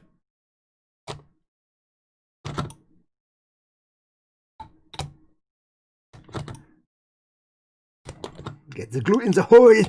Yeah. Only thing that would make life better is if I had family if I had German family as well. That'd be brilliant, because then I could say, right, you need to come over and teach me German properly. Because that'd be ace. It's going to fit? No. Oh. It's peg time. I have a peg. I have the plastic. Peg plastic. I just did that, didn't I? Get on there. Get on. Get on the thing. You're fine. Not going to fit. Oh, there you go. There you go. Oh, you little bam pot there. Look at that. Lovely. That's lovely, dear. Let's have a look. I'm not sure if we can wash them out, so do we hang them on the washing line and beat the poo out of them like we did with it? I think these you just don't need to. I'm just going to keep blapping it. It doesn't say on the label because it's in Chinese. And it probably doesn't say anywhere. Denton was a fun town. Oh, it's Bayer. Bayer. Lines and tires and Bayers. Oh my. If you're from Tennessee, not so much. If you're from most... Hang on. EC Idaho. Hey, EC says, if you're from Tennessee, not so much. If you're from most of the rest of the USA. USA bear. Tennessee bear. Big old bear. Until you mentioned the woods part, I had no idea what a bear was supposed to be. Yeah, because it was like, the first time I heard my niece say it was just so adorable. They were into Paddington when they were little, so like Paddington Bear. It's like, what? Awesome. You don't sound American, says John Mattioli, but we still love you. I know. I take pride in the fact that I would make a rubbish American because I just sound terrible. Hello, it's a weird thing, but I almost take perverse pride in thinking that I am the English version of Dick Van Dyke playing it. I'm the English version of Dick Van Dyke playing an English person. You know, like Dick Van Dyke's thing in the rubbish movie in the Mary Poppins made every British person despise Americans for 30 years with a vengeance.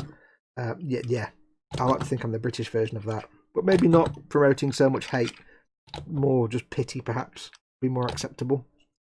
I don't want to make people hate me. If it kind of makes me adorable, that's fine.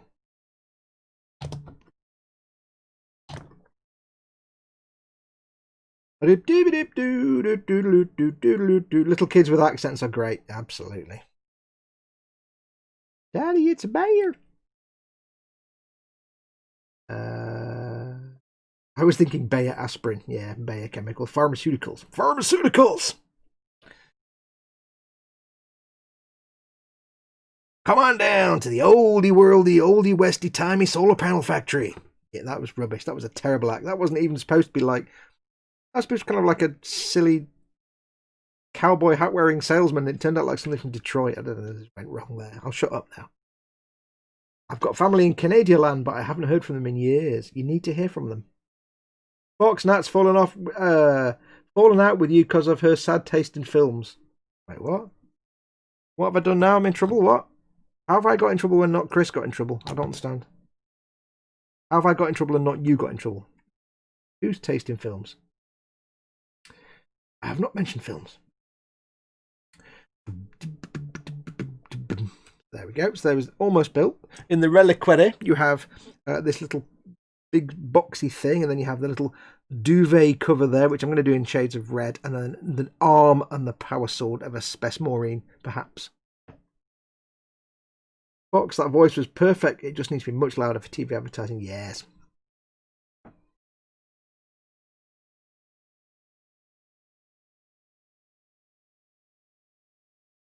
Come on down, Alamo solar panels.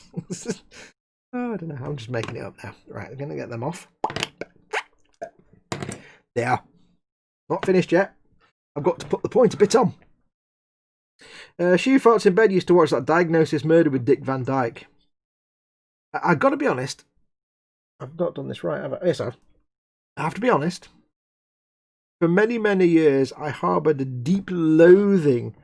Chris is off. Thanks, Chris. Coming in, buddy. We'll see you later. Don't forget Chris's show later on. But I'll talk about that in a bit. For many, many years, I harboured a deep loathing of Dick Van Dyke for the butchery of the English, of any kind of English accent he did in Mary Poppins. Cool, blimey, Mary Poppins. Ooh, no, none of us talked like that. And then from then on, that's how Americans thought British people were, basically. In fact, the whole film destroyed how Americans think British people are, you know. And I despised him with a passion. I was like, that man needs to just be put into a box and left. However, one day I came across Diagnosis Murder, and you know what? All was forgiven, because you know what? Diagnosis Murder was great. It was great. I enjoyed Diagnosis Murder. I'm like, oh, this is great. I forgive you now. All is forgiven.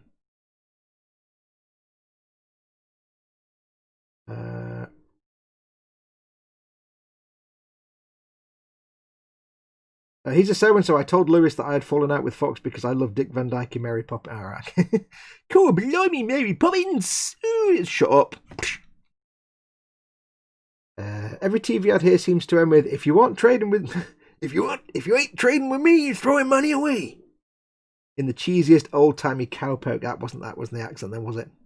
If you ain't trading with me, you're throwing money away. And I can't do it now. I'm trying to do it. If you ain't trading with me, Marston, you're just throwing money away. No, I don't know what the hell that was. I'll just stop now. That sounded more like one of the characters from If the Emperor Had a Text-to-Speech Device. Right, look at that. I built 4 things. What have the Romans ever done for us? I've built 4 things. We have the final Poxwalker. I'd like to think it's the final. It's not the final Poxwalker. I hate to tell you this. Oh, no, I'm not going to tell you it, actually. I don't hate to tell you because I'm not going to tell you. I built the final Poxwalker in that group of Poxwalkers. The, what was this called? This is the Sacred Reliquary, with the arm of a legendary and venerated Space Marine. The Medicaid table, where the dudes lie and get sponded by the nightmare fuel servo bot thing. Oh, right. Time to reboot the modem, says Dan Kramer. Hopefully he'll be back before we go, but if not, thanks for coming in, buddy. Edwin Len's off to the supermarket. Thank you, Fox. See you later. Take care, Edward. Social distance. Look upon the relic. Look in a Bane style voice. Hang on, I can't do. I'll tell you what. Hang on. Respirator. Look upon the reliquary. Oh, I expect Gotham to burn. Oh. I hated that film. I hated that film so much because you couldn't tell what the bloody hell he was saying. I hate Christopher Nolan. I hate that entire series of films. It almost was just destroyed. There was nothing good about those films. Apart from the Joker. That Poxwalker is Dick Van Dyke in Diagnosis Murder white coat costume. Could be. Although it's got the buckles on the front like the original Battlestar Galactica. There you go. Been lying down on there, you see. Is it to scale? Is it to scale? Yes. With you, Fox, on Batman films. Oh, yes. 1989 Batman. Excellent film. Batman Returns. Alright. Every other Batman film after that, garbage. Every single one. All garbage. Utter garbage. None of them are good. None of them. Don't even watch them. 89 Batman. Good stuff. Fox has given me the giggles in, god damn it. With you, Fox, on Batman. You've done that one. Jack Nicholson as the Joker. Absolutely. Ooh, I've got a live one here. Never rub another man's rhubarb. Never seen Batman.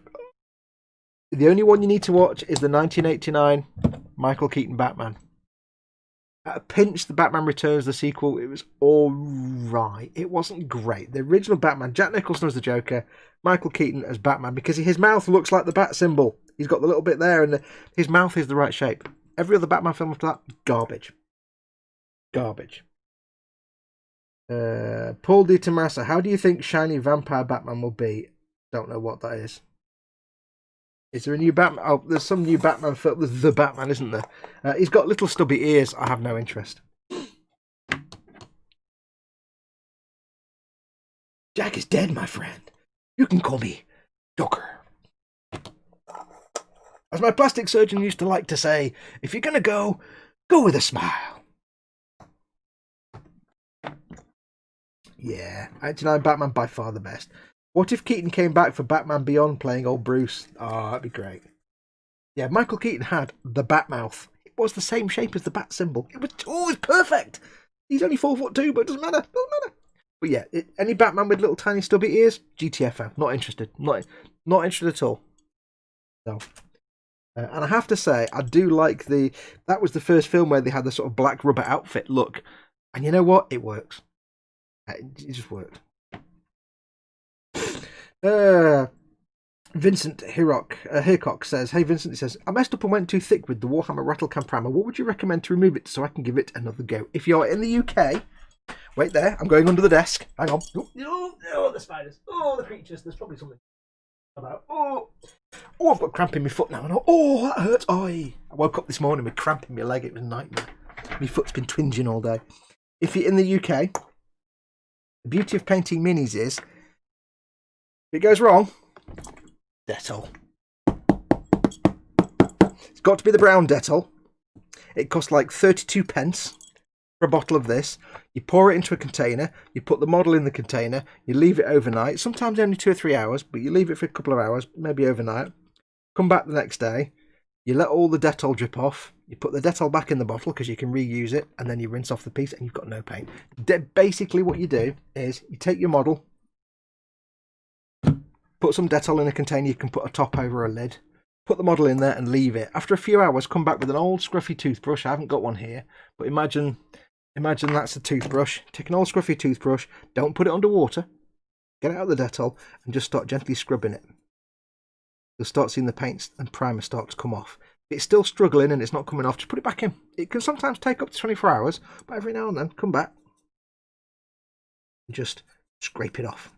Eventually, you'll have got most of the primer will have come off, and all you need to do then is, like I say, you can put the Dettol back in the bottle. You can reuse it. You might want to filter the sponge, the munge out that's come off the model, if you want to, but you don't have to. It doesn't stop the Dettol doing its job. And then once you've done it and you've got everything off, you let it drip dry for a few seconds, and then you rinse it underwater. The only trick is don't ever pull it out the Dettol and rinse it under the tap, because if you get water when there's still paint being splooged, the paint will become this horrible, nasty, goopy mess, and it will ruin it, and it'll be a nightmare to get off.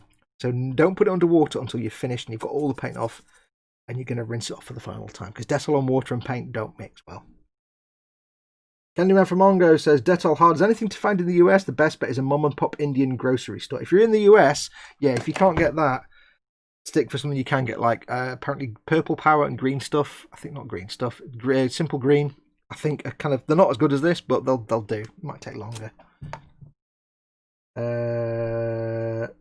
Many thanks, says Vincent. If you look on my Amazon store, links to all my 3 Amazon stores are in the description below the video. There's a link for, in one of the sections of my store, it might be like tools and essential stuff, there's a thing for Dettol, I think.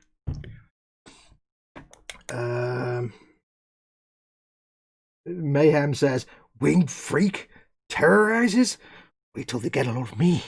Whoop, whoop. I love that. I love Jack Nicholson's Joker. It's so good. Is it on Fox's? Dettol might actually be on my US Amazon store. I think it's in the Canadian store. Have a look. If it isn't, I couldn't find it. If it is, it's hopefully in stock. It might not be cheap though. You might pay a fortune for it in the US. I might have found a cheap one for you, but if not, you have to go for something like purple power or simple green or something. I assumed that Vincent was in the UK, but I don't know. I like Batfleck, says the Raging Modeler. Banned. No. You don't like him. You don't like those films. Every film after Batman Returns is garbage. We've discussed this. There are no good Batman films after. I mean, I'm only putting Batman Returns on there very, very loosely. So even that's tenuous. Batfleck, nonsense. Tiny ears, rubbish. Batman needs big, long, pointy ears. There you go. You can't look tiny, stubby little no. Anyway. Don't mix the Dettol and the water. It will gump and kill the model, says Ateris. Yep, that's what I said. Don't. You only rinse the model off when you've got rid of all the paint. And you might end up with a little bit in some of the recesses, but that's fine. If you say black paint, it's a little black mod, but most of it will go away. I've stripped my... If you're wondering if it does work, I've stripped my Tempesta sounds like 3 times now because I keep painting them and messing them up. But the beauty is, of course, it smells like 1970s school corridors. So you'll be taken back to primary school if you're the same. Does EC says, does brake fluid still work to remove dried paint? It does, but it's highly carcinogenic, horribly toxic, and it's illegal in most places to pour it down the drain because it's toxic to everything it touches. So if you want to clean your models in basically acid that will remove your skin and kill you, you can use brake fluid. Don't know how you're going to dispose of it. If you're in the UK, if you pour brake fluid down the drain, you're actually breaking the law because it's nasty, nasty stuff. Dettol. If you're in the UK, just get Dettol. Or something that's designed as a degreaser, like say Simple Green, Purple Power. Non-US versions, I don't know. Your US Amazon store has Dettol, then buy it. It might be expensive though, so I don't know. Sometimes the stuff because it's imported. What about Lego Batman? That was acceptable. Lego Batman was good. Bing! First time. That was excellent. Mask of the Phantasm is an excellent Batman movie. That does count. It is a movie, but it is an animated Batman. That animated Batman is also good. We accept the animated Batman. That was a good series.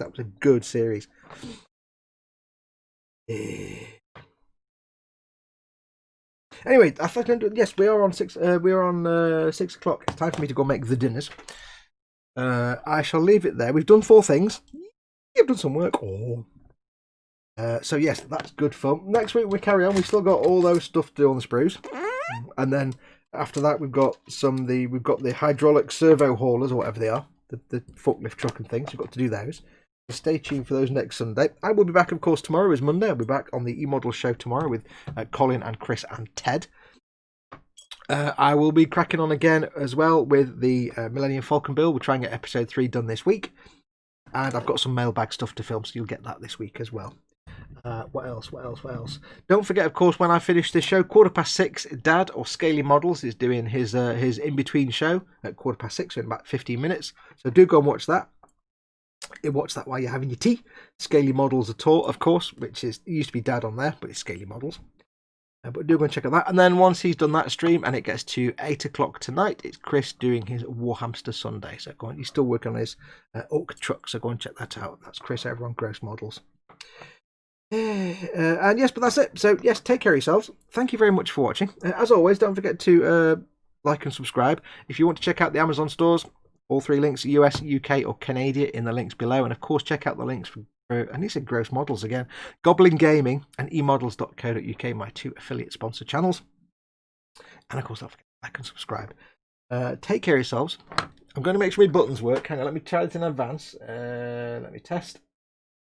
No, button's not working. Let me reset my buttons. Very important that I do this, otherwise I look like a spoon. Not that I don't look like a spoon. Thanks, Stream Deck. That's really good of you to just break all the time. Or why, yeah, you order. If I hadn't been given the hardware for free by Chris, I'd be most upset. Right, should we try again? Right, there we go. Okay, so, yes. Thank you very much for watching. Take care of yourselves. Go make something awesome. Ow! Spiky bits. Spiky bits. Never mind. Ow. Go make something awesome. Go be awesome. You there. Wash your damn hands. Stay safe. Ignore the government. Make your own mind up. Be sensible. Don't die. Take care of yourselves. Until next time. Adios, amoebas.